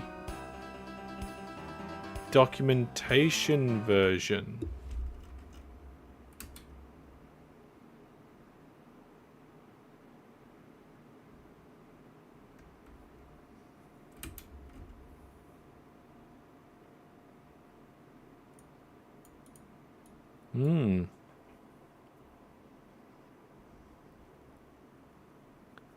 Yeah, we're doing some OpenTTD modding learning. Let's go to the main page.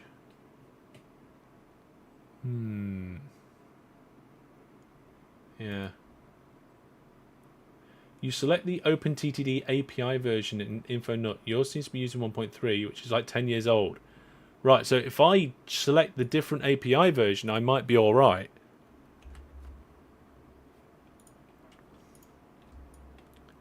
So if we go into the info nut here, change that to 1.5, then this might just work. In which case we'll leave that like that. What kind of game script? We're just playing around, we're learning at the moment. Basically, we're trying to figure out as many different ways we can say hello in the game as possible.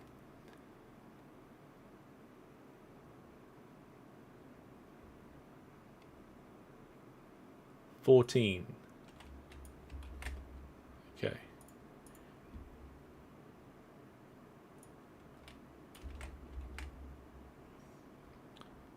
Yeah. Right. Let's try that. Let's try that. Let's get into the game. Is it running? Let's reload.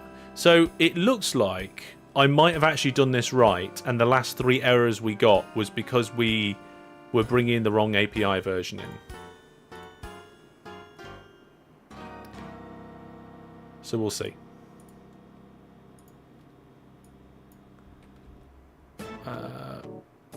Replace. And I just need to double check that I did save the file. I did save the file. Okay, let's get OpenTTD open again. Are people learning? Right. New game. No crash. Doesn't look like the script's running. There's no script. Abandon game. Don't clap that quick. It's not there.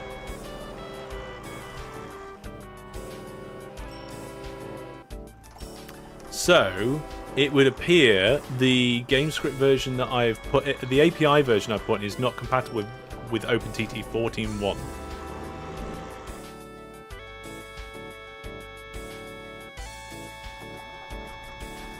DP can't seem to make his mind up. Yeah, I think I used version 14. I don't know what version it is. Let's exit and sort it out. I put 14.0. Huh? There we go. Oh, we've got a membership renewal. Alphen, thank you very much. I wish you all the stamina. Probably need it, to be honest. Right, here we go. I put 14.0.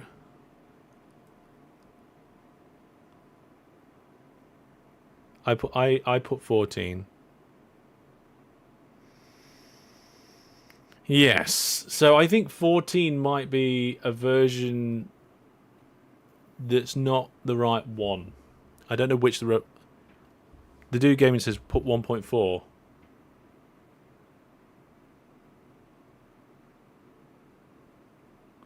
I don't know what version it is. It would be nice to know what version the documentation is. Oh, hang on a minute.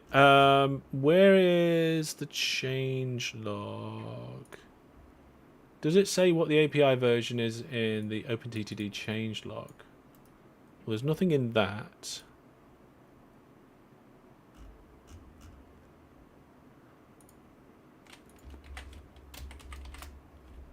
There's nothing about, no API mention in here.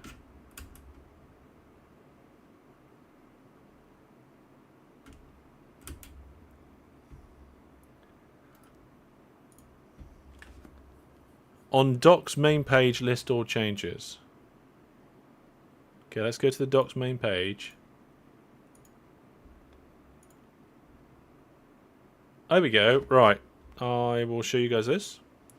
So it says version 15, version 14, but we don't know what version the game is using, right?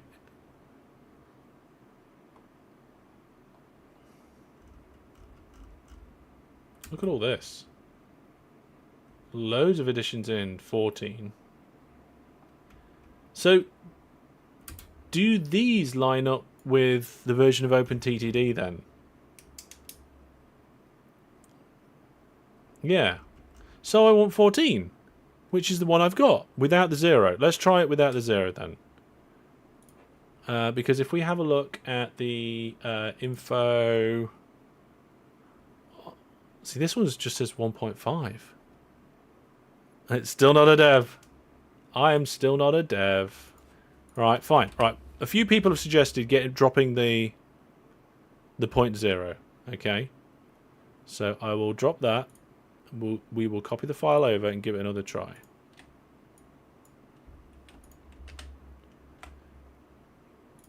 I'm not saying it's not going to work, but if that was the problem, I don't see how there is a logical and straightforward way that anybody would know what that was.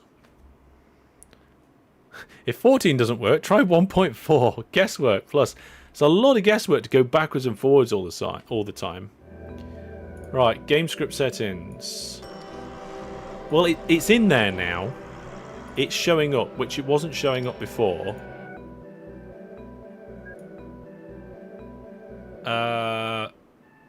And it didn't crash, but I'm not... Okay. So we have no we have our debug text, but we didn't get the pop-up. Okay, so error gone. Looks like, yeah, it looks like we're 14. Right, okay. So if the error's gone, why didn't we get our pop-up? Is it in the news article list? You might be right there, actually. Message history. Yeah, it's there. New viewer plus subscriber. Fantastic. Fantastic, Doomwalker. Welcome to the special club of viewer plus subscribers. I'll tell you something. If it wasn't for the viewer plus subscribers, I never would have had a hope of going from hobby to full-time. But they gave me the boost that made it possible to try. Good timing, yeah. Hello, Tycoons. There we go. So, I don't know if we missed it or what. I'm going to potentially load the game again and have a see if I can try again. So, new game, unpause.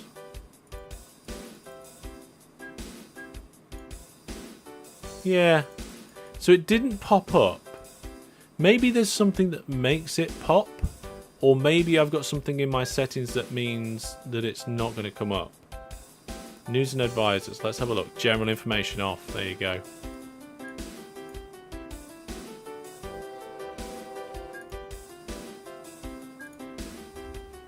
Hello, Tycoons! There we are. I had to turn those settings off for certain game recordings.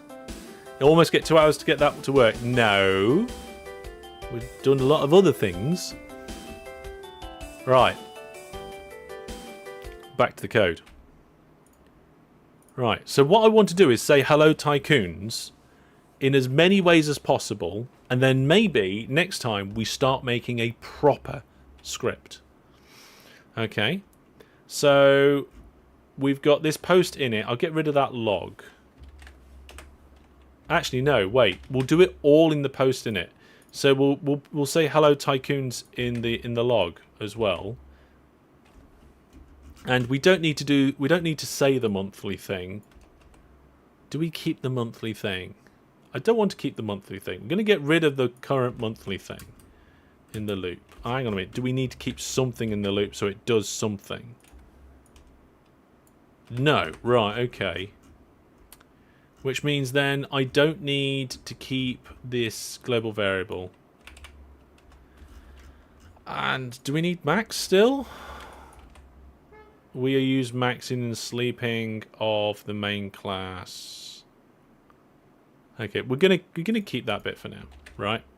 So we are saying hello Tycoons in the log. We are saying hello Tycoons in the news. Now I want to say hello Tycoons as a sign. So this one might be a little bit more complex. So in let's go back to where we were. So in here there is a sign, and there is a function where you can do like create sign. Right, set name, remove, is valid, get owner, get name, get location, build sign, right? And it's a title, oh god. There's a location, and there's a name of the sign, which is a text something. With a tile index. Yeah. You could do a news item each month or so. I mean, for now, I'm just trying to say hello Tycoons in as many different ways as possible to kind of get to grips with looking through the documentation, you know, looking through the bits and bobs, and then hello town names. Yeah, town names would probably do that at some points as well. Yeah. You're going to get a Viewer Plus on your payday? Oh, I'd appreciate the support, but make sure that you guys, like, if you have the spare cash to support me, that's brilliant. If you don't, on my website there is a page. You go to the top of the website. There's something in the menus that says support, right? And you click that, and there's a whole different list of different ways you can support me, and most of those are free. Okay, so you can choose. You can choose. You can get the viewfinder location and put a sign in the middle of the screen. Yeah, something along those lines, John. That's what I'm looking at. So we're going to do build sign, right? Game script sign, build sign, and tile and index, right? Right. Let's take that over to VS Code. We're going to just... what was the comment on this? It was... oh, there it is. It's doing it for us now. Now we've installed the squirrel codey stuff. It's doing it for us. So this is to log. And then this one is to the news. And this one is going to be to a sign.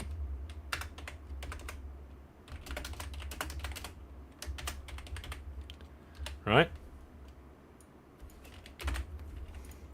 Now, obviously, this isn't the correct syntax. It's going to be gamescript sign dot build sign, and then we'll do this.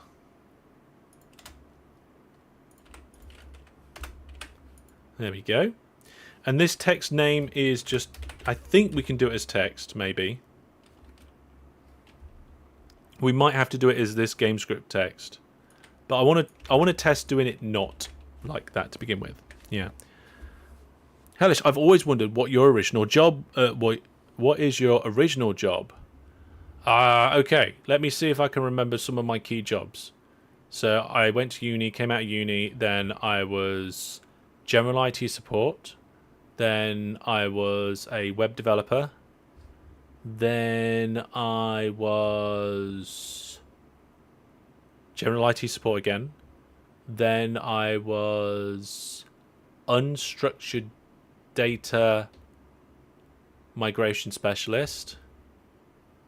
Then I did application support and scripting. Then I did report writing, which was basically like SQL and stuff and scripting. And then I did a bit of application support and a bit of special projects, which involved, and then I was just special projects, which was basically, we need this thing automating, do something to make it happen. And then I think that's it, really. You've always referred to SQL as SQL. Both are. I do both. Yeah. Yeah. Oh dear. So that is like, that's been my like professional background. So kind of a mix of IT support, application support, scripting, developing. Oh, and then the last, and then I had 3 years of Python. Yeah. Anyway, so what we need now is this tile index. So if we go back to the website, this tile index is like looks like an object. So we've got,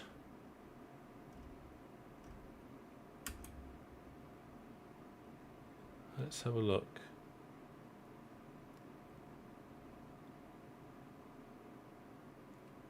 Company ID, group ID, money, but sign. ID of a sign? Tile index is the ID of a map location. But I don't know what the format of that is. I don't know. Is a unit. Time for a cornetto. Oh, I would love a cornetto right now. It is 30 degrees in my office with the window open and 4 fans going. Plus my computer fans.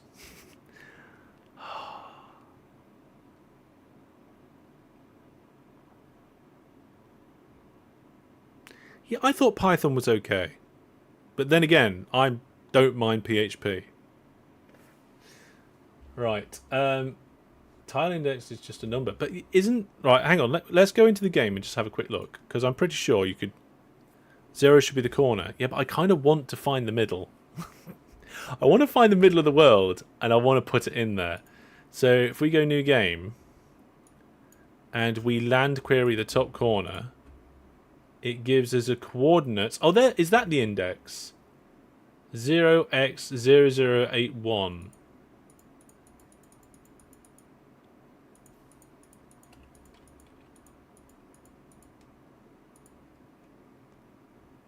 It's map x times map y divided by 2.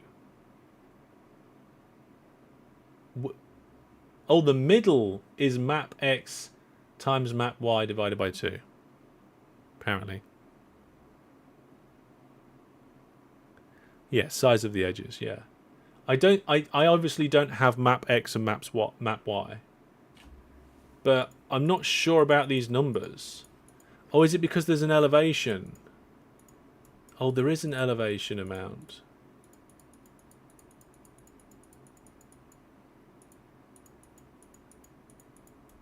It's weird that it starts at 81. What's the main goal here? To learn. The first goal is to learn and figure out how we're doing stuff. We're currently saying hello in as many different ways as possible. Next week, we will start a script that actually does something.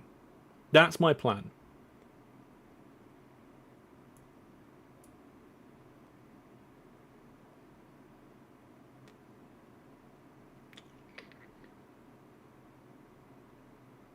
Yeah, gain script map, get map size divided by 2 in the...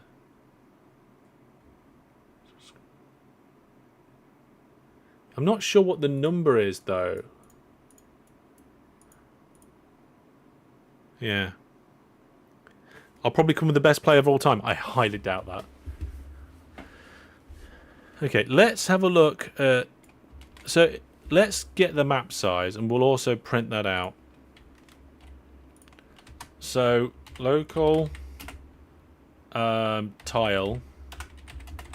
Is it equal? Game script map size divided by 2. And then I'm going to just like put an info log as well with that tile size. I don't know how to do string concatenation, so I'll just chuck it in there and hope it works. Yeah. 8256 is for 1, 2. You'd guess that the map is stored as initially as a 1D array rather than a 2D array. I think so, yeah. Yeah. It'd be interesting to know how that number is generated and what the number should be. Tiles are numbered from 0 to map size. Oh. Let's have a look at this again. See, I'm not sure what the coordinates and stuff in there is. Maybe the coordinates is different from the tile. Oh, hang on a minute. Are you saying that's hex?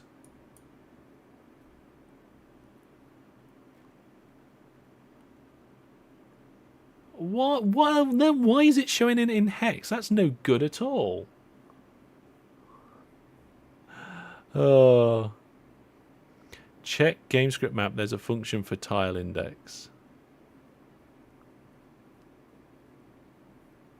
Oh, you can't see. Sorry. I'll show you there. Here we are. So it's coming up in hex, I think. 08081. So there's no just like single, like the tool doesn't give you a single thing. There's functions in GSMap, yeah, for the tile index. Yeah. You can make a script that uncouples locomotives from the carriages while they're loading and couples ones that have already been loaded to them. You can? I don't think you can. I don't think that's possible. Alright, it must store the elevation too. Yeah, but that land value that I just clicked is... Oh, unless it... Alright, see, that's more obvious that it's hex. 0x00fe.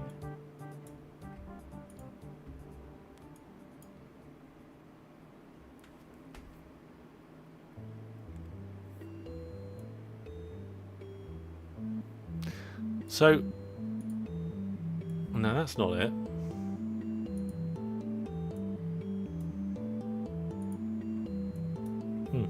Yeah. So that's it. I thought it'd be 0. It's not. That's what's throwing me off. The x value is just the 3 coordinates shifted into a single number. No, 1 to 8. You remember you... yeah, it's a bit weird. The last number is the elevation. I don't think so, because if you go from here to there, only one of the numbers changed by 1.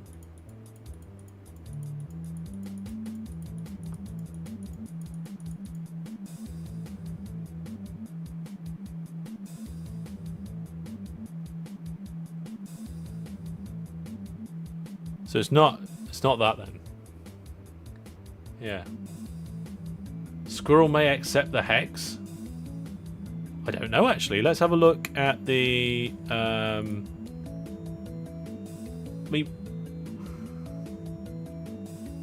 The ID of the map. Oh, hang on. Unit 32T. So it's an int. It's a type of int. Oh, hang on a minute. I'm not showing you the right thing. Look here. The tile index is apparently a type of int. Yeah.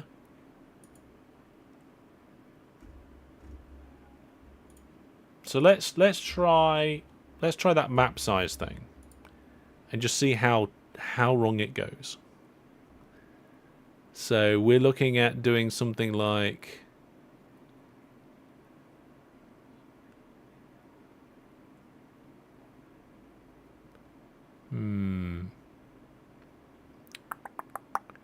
Bear me a second. I'm just checking. Apparently there's a GameScript map.mapSizeX, right? Hang on, let's find that in the documentation and just see what that tells us.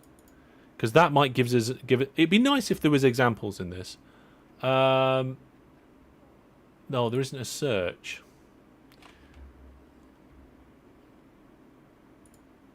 So it is GameScript map. Okay. Let's go back to where we were. Map. Is valid tile. Get map size. Get map. Guess the number of tiles on the map. Gets the amount of tiles along the southwest northeast border. And gets that one. Okay.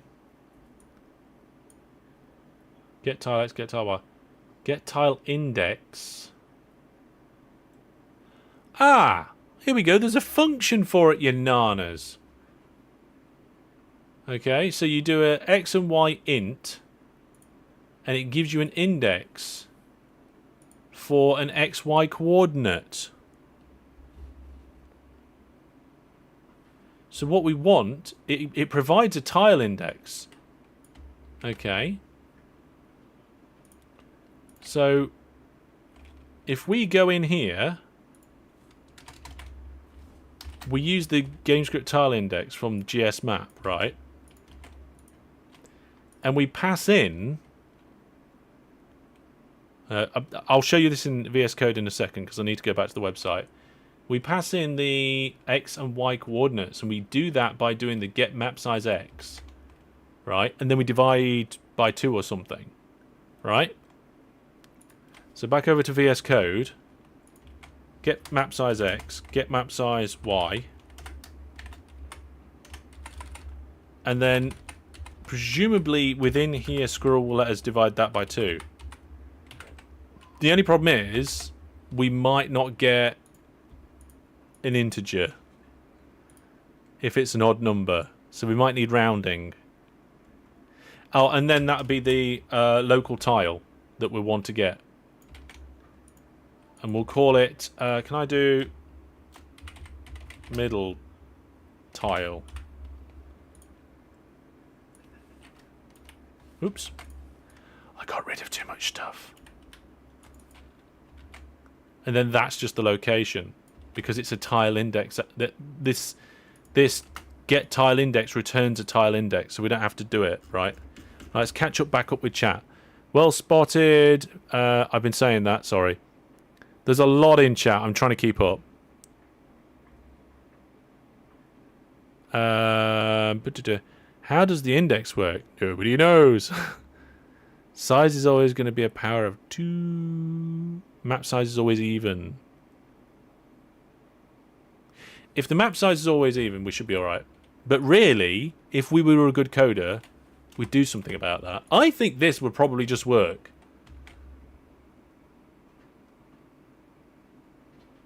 I think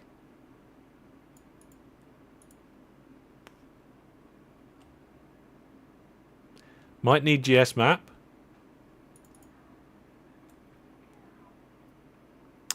Can't I just use GS map? Because we're using GS sign and we're using GS news. So I think we're okay. Values are units, so they should be integer driven and will floor automatically. Oh. Well, you never know in some languages. You never know. Right, let's bosh this in and see what happens. probably just going to explode, right?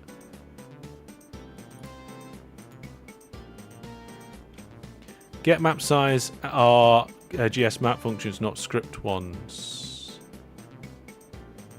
I don't know if Gerard was trying to point something out to me, or that was to somebody else in chat. GS map dot get map size. Oh yeah, I missed something. Yep. Thank you. Yes, I did intend to do it, but I forgot. GS map dot. These are GS map functions. Yeah.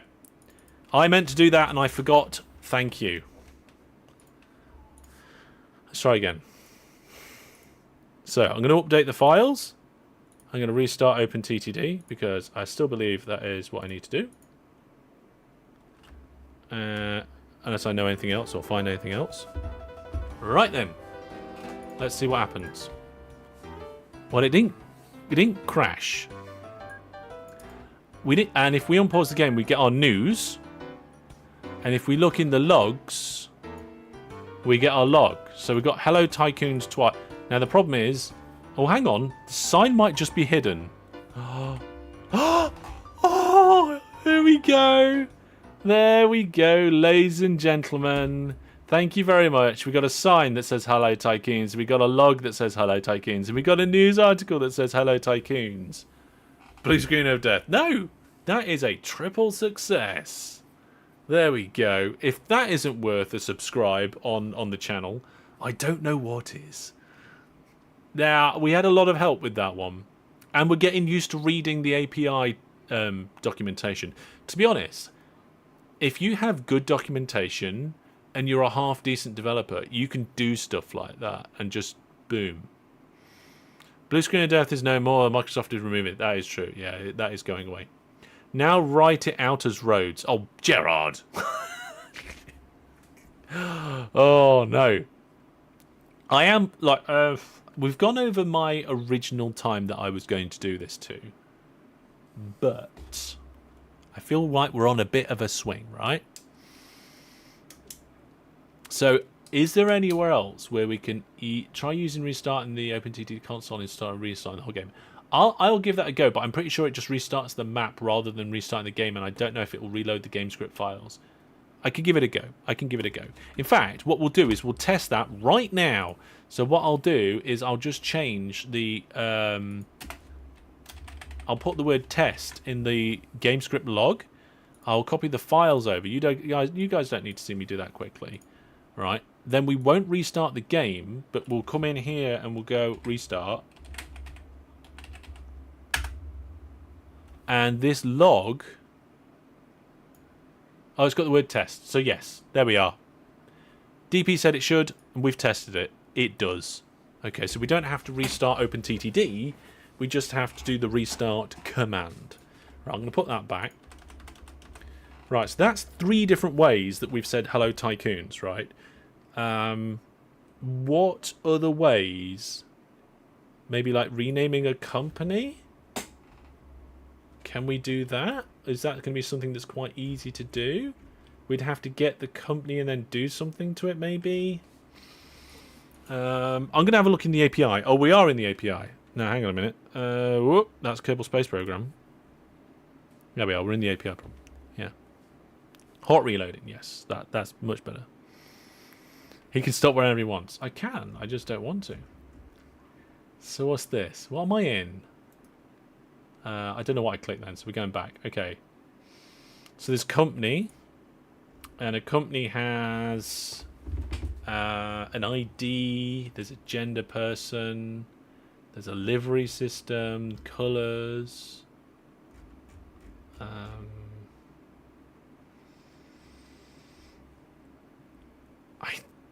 don't know.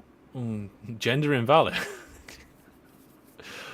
I'm not going to start anything, but with what you see on social media these days, that did amuse me.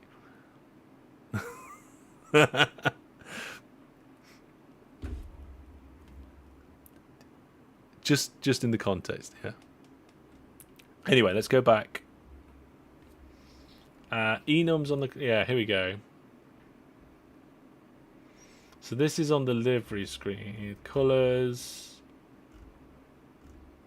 Oh, so here we go. Static member functions. Set president name, get name, set name. Yeah, according to OpenTTD's API, it looks like there's 3 genders. Male, female, and invalid. Anyway. Right. Let's see if we can set the name of the company. Now, we're probably going to have to try and get the company ID. And we've got some examples for that, I think, already. So let's have a look at some of the examples and see what we can find. Let's not go too far down that road, everybody. I just thought it's a little bit funny. I'm using what's in the API, and we're going to leave it there, yeah? So if we look at the crash test, I'll need to create a GameScript company mode object to use the company methods, says DP. So we're looking for that.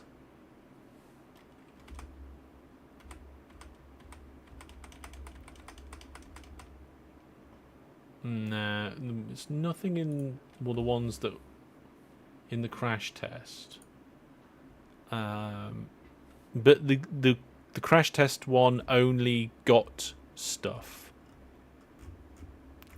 So there's get company by ID. That's where the company ID comes in for each company. So it's just looping through the company IDs. Doesn't even know which company ID it is. What I could do is I could like get all the companies and just loop through and just do the first one and then break out of it maybe.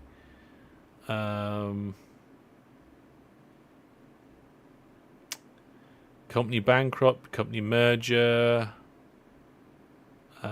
new company. I don't know whether this new company event gets kicked off at the beginning of the game. I'm not sure.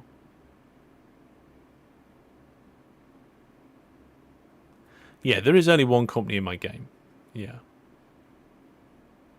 You can make a script that changes the company color each day. Yeah.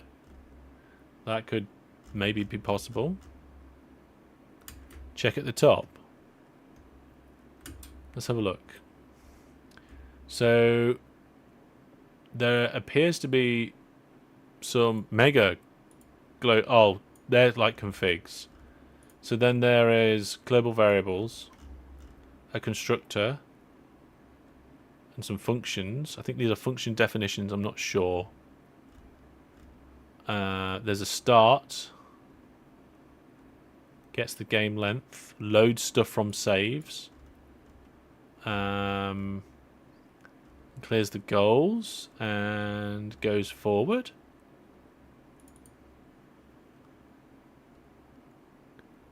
Yeah. And then there's a daily loop. Every X days, monthly loop. Oh, the DP's just provided me with an example.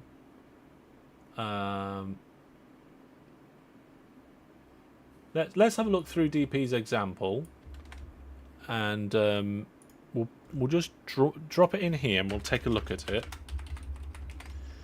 So this is going through the company IDs, and it's saying if the company ID is is not an invalid company, then it's changing the bank balance. Oh, that's cool. Oh. Hang on a minute.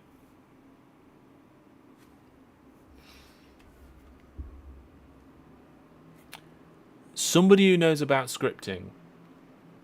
Could a script read from a file?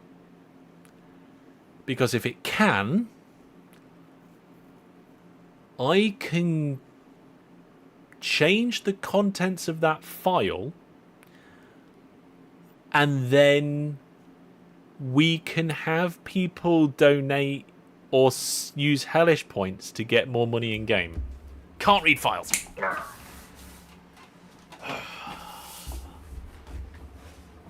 DP, what a disappointment, eh? I think it's a little bit late at night for you, DP. I appreciate your help while you're here. We could probably wrapping up relatively soon. Don't overdo it, okay?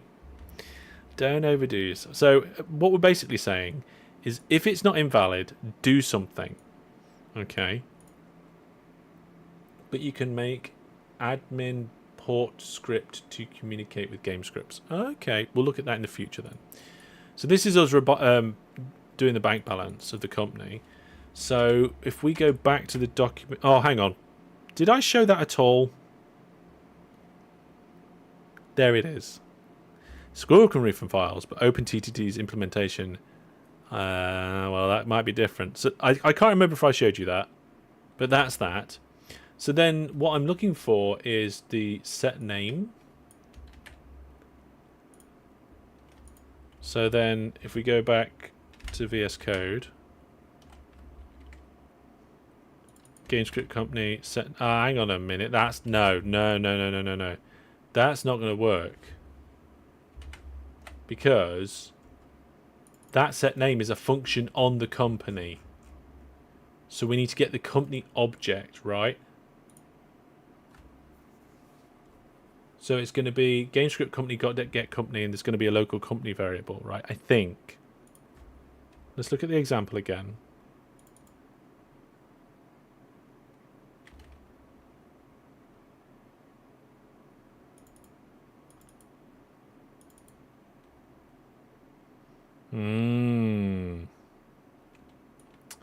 Yeah, let's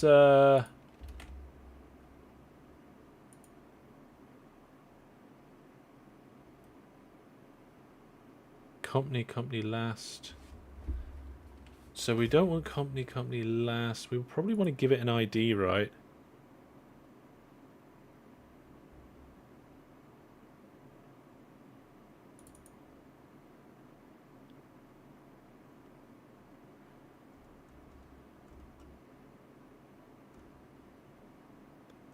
This gold company length.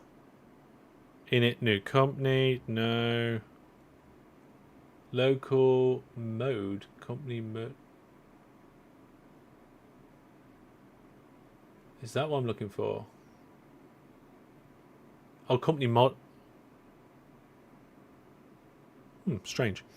You can read the log file for OpenTTD outside of the game because you can output the log of the game. Oh, maybe. There is that. Basically, I was just wondering if we can create some sort of interface script which would take input from somewhere else and also allow output, in which case we can then have something that can control OpenTTD from outside of OpenTTD. And I want to... Can, as a community, we keep this idea in our brain as a potential project that we work on. The company mode is the thing used to impersonate companies and use their commands. Ah, right, okay. So let's have a look at that. So we're going to put this here.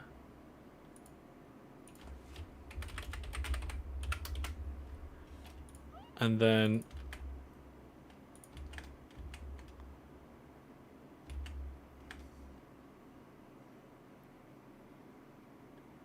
surely it would be like something like that.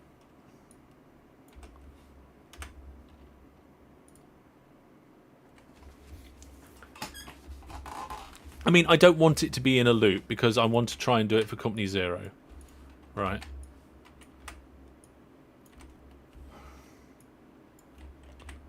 So we're going to say if company 0 is a valid company, which it should be.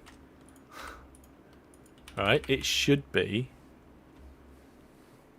Set name sets your company, so you need to impersonate each company in turn and set the name. Right, okay. I mean, the script isn't a company, isn't it? So we need to impersonate it like this.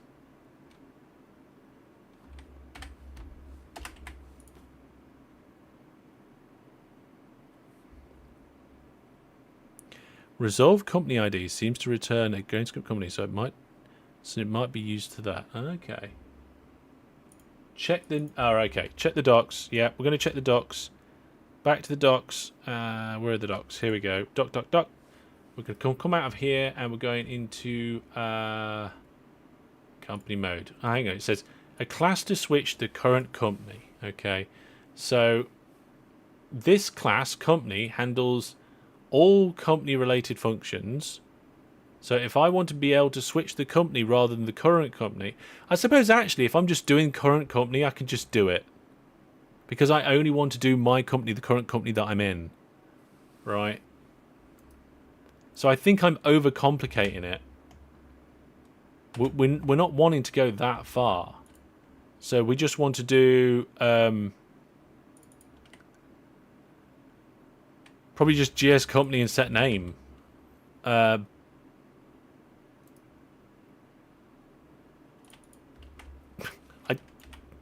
Right? Because we're just doing it for our current company.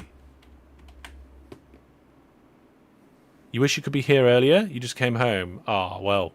Oh, you can't see. Sorry. We're going to have a little bit of that on this one. There we go. So if we just do set... That should just set my current company name to test. Right? It's only if I need to mess around with other companies that then it becomes something I need to worry about.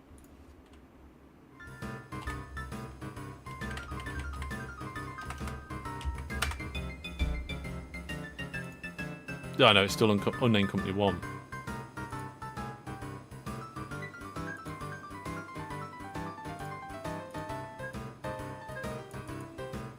Yeah.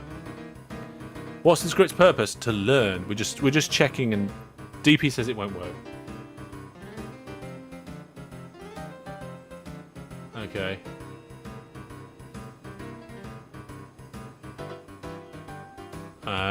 Okay. I think we might actually have to do it like that then. Okay, let's go back to the code. Go back a little bit. And have a look at the documentation again. So the documentation for company mode. It's got an is valid. Check the company's mode is active. Detailed description. A class to switch to the current company. If you create an instance of this class, the company will be switched. The original company is stored and recovered from whenever the instance is destroyed.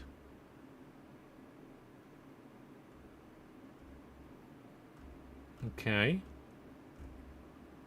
So this is the constructor, and it takes a company ID.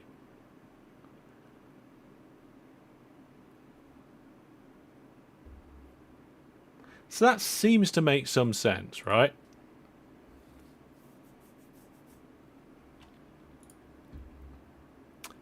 I'm wondering if this will work now. Look at my example again, it should be right. Okay, hang on.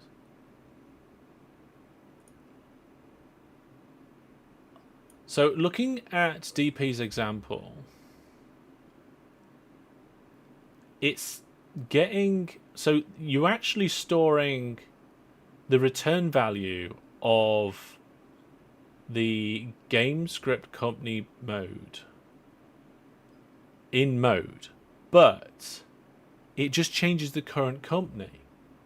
Right. I think I understand that now.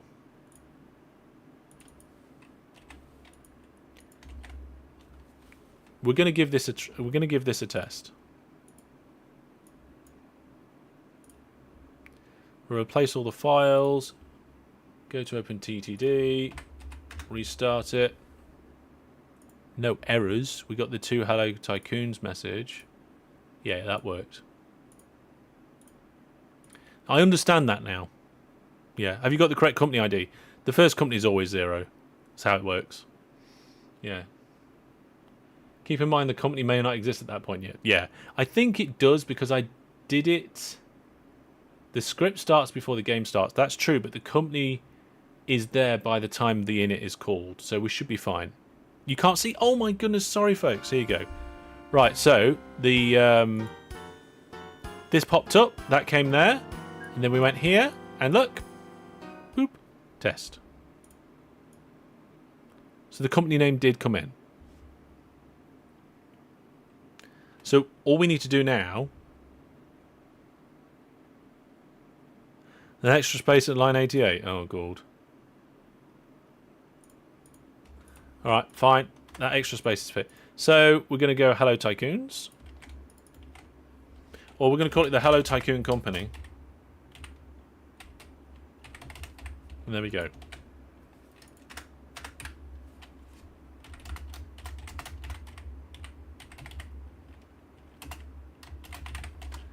So, what we have managed to do is get ourselves a project set up and investigate some existing scripts,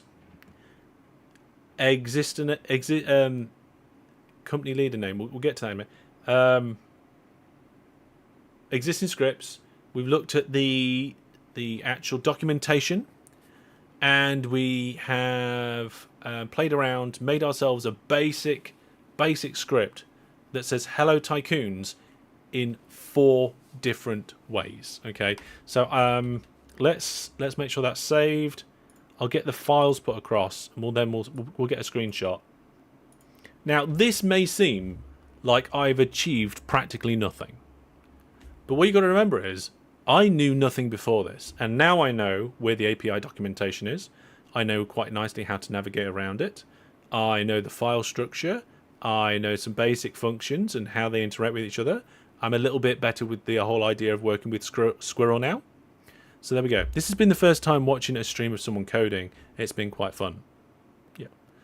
Now add localization for other languages. Oh, we'll get there. No. GRFs, not doing a GRF. We're starting with a script. So this script is kind of like script 0. Doesn't count. This was a starting point for us to learn. It's the Hello Tycoon script. Now, next time I would like to start a script which would be useful. Let's restart the game. And we'll get ourselves a screenshot. So we got that one.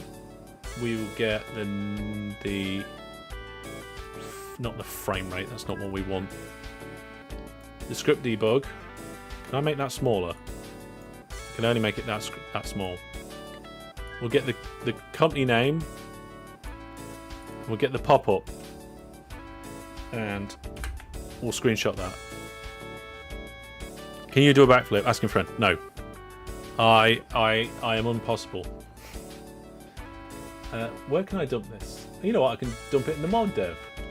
And you know what? I'm going to do another version with a screenshot, I think. We'll do a slightly zoomed in version.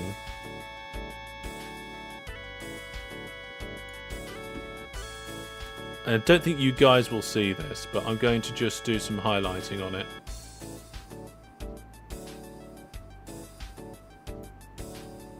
There we go. So we've interacted with signs, we've interacted with the news ticker, with companies, with the logs, with the map. So some of you may think, well, he hasn't actually made anything of any use. Well, of course I haven't. Right, folks. For the main bit of the coding, I'm going to call that done for today. But we'll do a short bit of Q&A, and then we'll look at when we can come back for more of this. Okay. So, will this be uploaded as a whole or edited? I will not be doing a highlight video of this live stream. The live stream will be as it is. YouTube live streams, you don't upload. They are just there. Like, every live stream I do is just there as a full stream, and it always is. Do I like trains? Yes. How hot was it today for you? My office got up to 31 degrees. That was the highest I saw it, and to be honest, it's not a nice 31 degrees. For first time coding stream I've watched, it's been very fun. Well, thank you very much for the feedback. Yes. If you don't like trains, why are you here? Well, you might like games. You might like coding. There might be a whole plethora of reasons. Yeah. Celsius. Most of the world uses Celsius.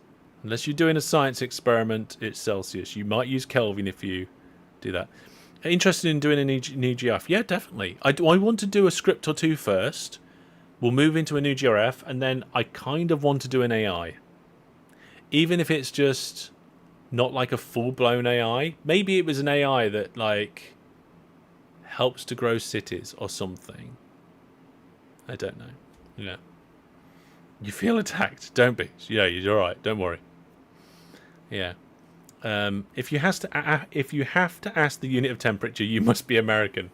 That is not 100% accurate, but as a generalization, yeah, that sounds about right. You wonder how difficult an AI would be. Very is the answer. Yeah, even an easy one.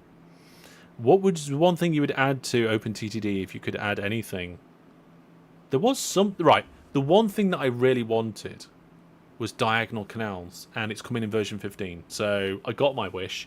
Because there's lots of things I could wish is an OpenTTD, but they're not realistic. Like, if you want, say, for example, diagonal bridges, it's not going to happen. But in terms of actual things that could be in the game, I wanted diagonal canals, and they're coming in version 15. I wanted to be able to find out how many people died in an accident, and that worked. Boat tunnels, yes, that's the next thing. DJ, boat tunnels. Ship tunnels, they're called ships in OpenTTD. Yeah, that's it. That's the next thing I want. Ship tunnels. It is. Right then. Yes. So, I'm going to have a quick look, but I've got a funny feeling. I need to have a look at my calendar. Yeah. I can't do next Friday. So, I've started a series, and I can't do the next one. So, would you guys like me to do a live stream just like this again another time? Or for you guys, has this been a nice one-off? No, we've got ship bridges already. They're called aqueducts. Yeah.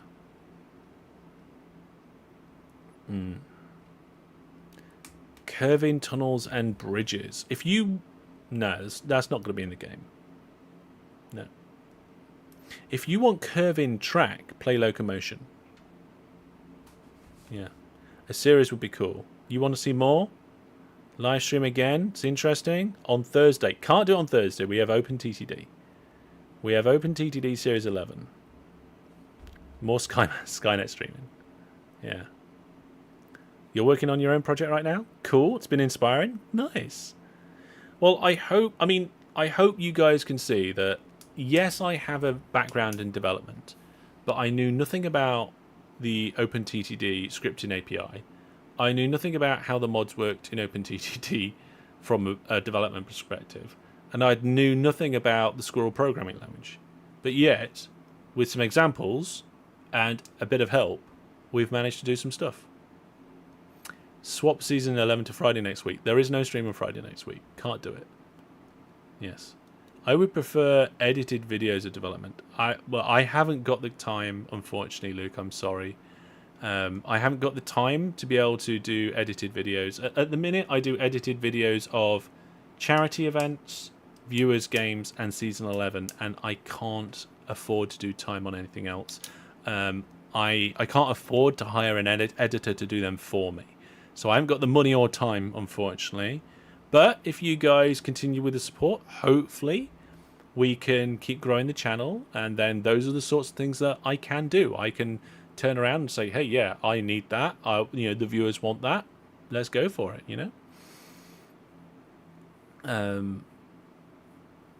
Yeah. What did the A say? Where can I get the casualty script? Yeah, the casualty script will be released after version 15 comes out, because you need version 15. I'm not doing the script for that one. The proof of concept was done by the dude, and I think it's TM Biscuits is their handle that they are using, is doing the actual main script, and they plan to release it once version 15's come out. So you should see it. I see this two ways. One, coding stream once a week, workshop on Discord, and code stream once a month as a come together. We'll see. Do we have an ETA in version 15? No, but it looks like they're doing a beta 3.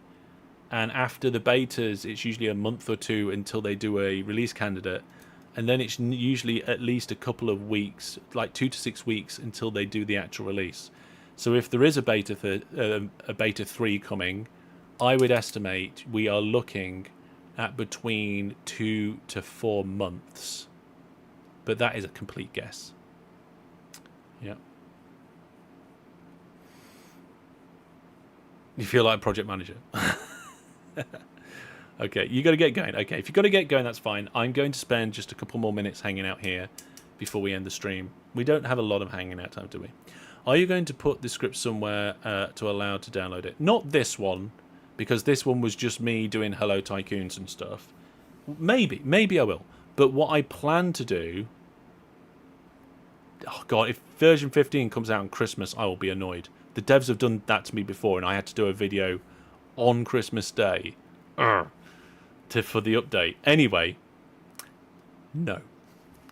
I plan to make these scripts available, so I will put a... We'll do some sort of Git. I'll put something on GitHub publicly. Okay? This one doesn't count, but if people are going to find it useful for messing around with their own scripts as like the most stripped down version of a script that you can have or probably have, yeah, then I'll put something out. Now, because this stream won't happen next week, that will give me time to arrange that. Okay? So I'm not sure how it works. I'll have to double check. So I don't know if we're going to have... whether we'll have a repo with all the scripts and stuff in, or whether we'll have a different repo for each one. Probably just a repo with all the scripts and stuff in, right? I don't know how it comes... I'm pretty sure you have to do like compiling and things for GRFs and stuff, and it gets... there's a whole level of complexity to that, and I don't know whether having separate repos is worth it. I think it is. So maybe we could have a script repo with all the scripts in. Yeah, OpenTTD is open source, so... we could actually, if we wanted to, and I'm not saying we will, we could actually have our own version of OpenTTD in the community, which we fork off the original and also keep up to date with the original, so we can add our own stuff to the game. I think the City Mania client's a bit like that, but I don't know if it keeps up still. I'm not sure. Now, if anybody's still about who knows a lot about this sort of thing, who could advise the best way for me to organize this on GitHub, please drop me a message, preferably in the Discord or live now. So we're using the OpenTTD Mod Dev channel. Yeah, you could compile a subdirectory, so no need for multiple projects. So I could have a repo just for all of my stuff. The City Mania client mostly keeps up, apparently. Okay, so maybe we just have one repo for Master Hellish OpenTTD Mod Dev.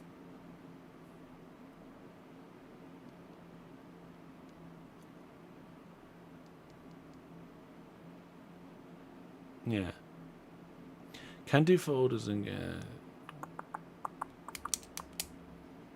I mean, in theory, we could have... like the repo as a top level, then we could have a folder for AIs, a folder for new GRFs, and a folder for scripts. Right?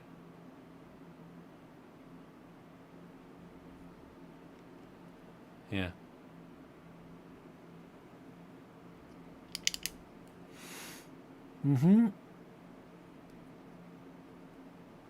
Yeah, plane tunnels when... yeah, we definitely want plane tunnels, don't we?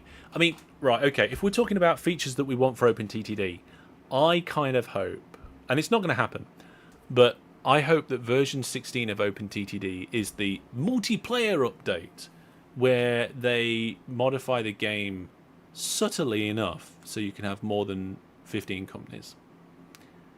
But that could potentially break a lot of stuff, couldn't it? Hey. Right, folks, before we wrap up and I answer the final questions, just a quick reminder, do please like the stream if you've enjoyed it.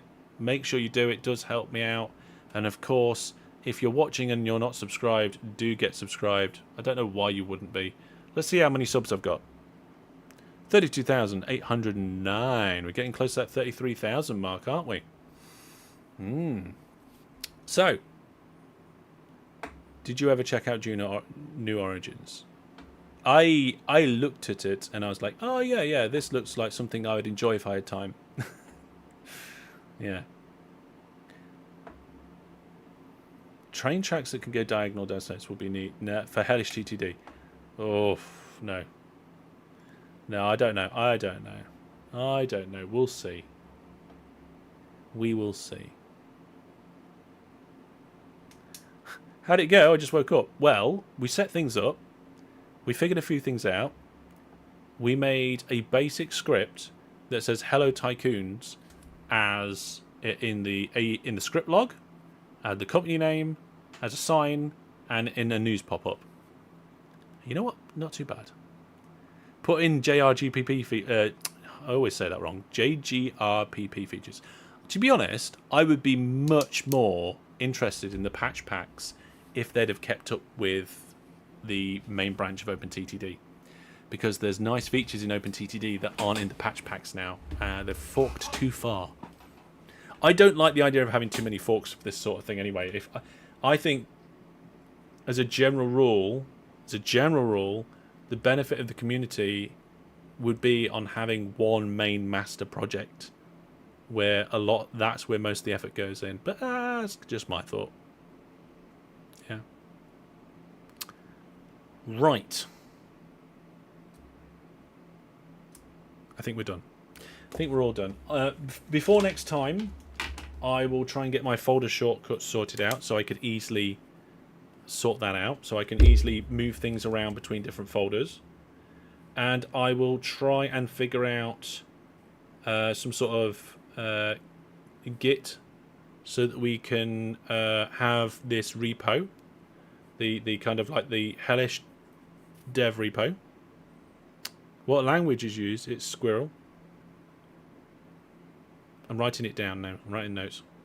Now, before I go, is there anything else you think I need to put on my notes/to-do list for this project? This is your chance, folks. Dev.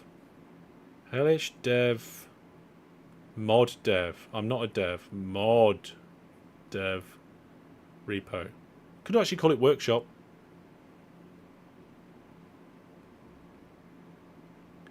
And then if I put it on GitHub, then people can also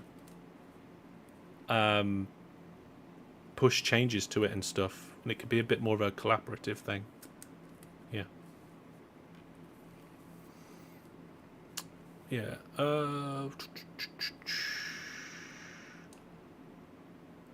Okay. I'm not a dev. I'm not a dev. Not a dev. Not a dev. I don't think making mods makes you a dev. Okay, it makes you a dev, but not an OpenTTD dev. The thing is, right, they'd need to pay me. They can't. Because this is the first stream and this is the start of the project, I'm giving extra time and opportunity for feedback and stuff. Yeah.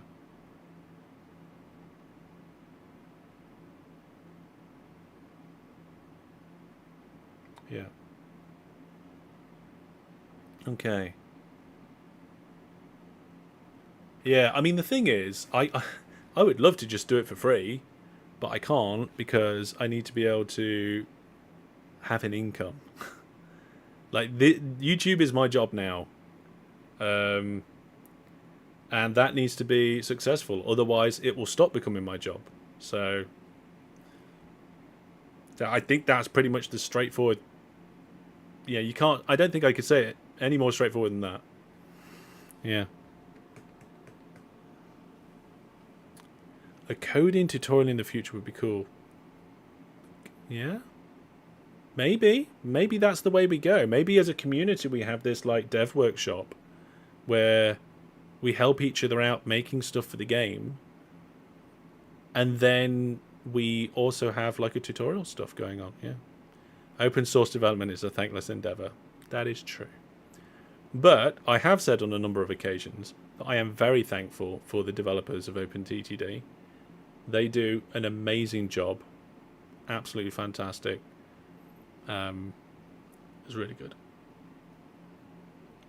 Both JGR and the City Mayor client keep up with vanilla features for the most part. Yeah, for the most part. I would love to have them be completely compatible. Yeah. Yeah. Some may be able to cut the live streams up into tutorial.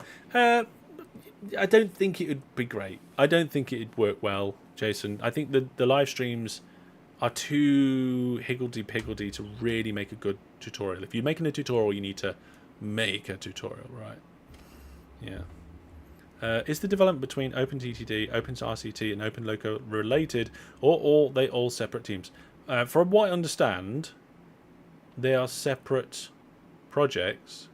There may be people that work on both. In fact, what I understand that a good number of the OpenRCT2 developers moved to work on OpenLoco when OpenRCT2 reached a stable sort of equilibrium sort of thing. Like once the game was like 100% playable and stuff like that. Do you make the designs for the merch yourself? Some of it, yes. Others, I make a mock-up and send it to an artist to do. So, for example, the Evil Fish one, that was done by a proper artist. Yeah.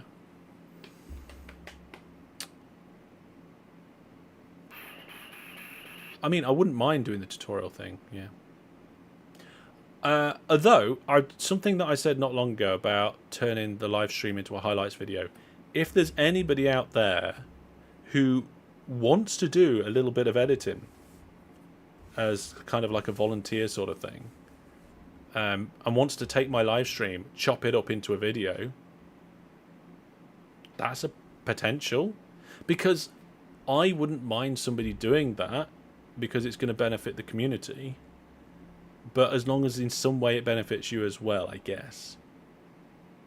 But yes, I would love to be in a position where I could pay an editor.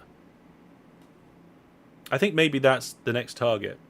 Once we get in a position where I know I have definitely made it to the full-time YouTube-ness, which we're on that journey at the minute, we haven't made it yet, that might be the next step. Be able to pay for an editor so I can concentrate on the core creation of the target content. I can give you an example. So I can't think actually. I sometimes can spend like 2 hours recording a video, but then it can take like 5 or more hours to edit. So I spend more time editing than I do creating, like the initial create part, right? But also in front of that you got research. So I often do researching. Sometimes I do scripting. Sometimes I do testing and all this sort of thing, and setup. Then the recording, then the editing, and yeah, some videos take like 7 days to make or more. The video I did, the Destruction Disaster Deathmatch, that was probably an 8 solid days. Yeah. The editor is paid in Freeviewer Plus. I mean, I'd be happy to give any sort of editor that did a good job at... Sorry, my headphones just died. When my headphones don't get sound coming into them for a certain amount of time, they just turn off. If somebody did some editing for me, and I'd be happy to give them a perk or two like that, yeah. A friend once asked me to edit a video into a short. It took me half a day. Yeah. Yeah. I mean, even the shorts I make can take between 20 minutes to 2 hours to make. And videos that I make can take between 4 hours and 8 days to make. So it is a full-time job when you're doing it at this sort of level. Right, well, it's 11 o'clock here at night. This was supposed to finish an hour ago. It's been an absolute pleasure hanging out with you guys tonight. Thank you very much for your questions, of course, your support. This stream will continue. but it won't be next week. So we're going to have a week off. It'll give me time to set up like the GitHub and all of that sort of thing and all that sort of stuff. So thank you very much. You'll do merch designs for free for Viewer Plus. I mean, if you do something and I end up using it, I'll give you some Viewer Plus time. Yeah, it's still 30 degrees in my office and it's 11 o'clock at night. So thank you very much, everybody. Take care. Keep all the likes coming on the videos and all the way that you do support me. Very much appreciated. Take care. Have a good night, everybody. Have a brilliant weekend, and I will see you for our community gaming nights on the Variety channel on Monday if you come for that. We're going to be doing some more Beyond All Reason. I'll see you then. Goodbye, everybody.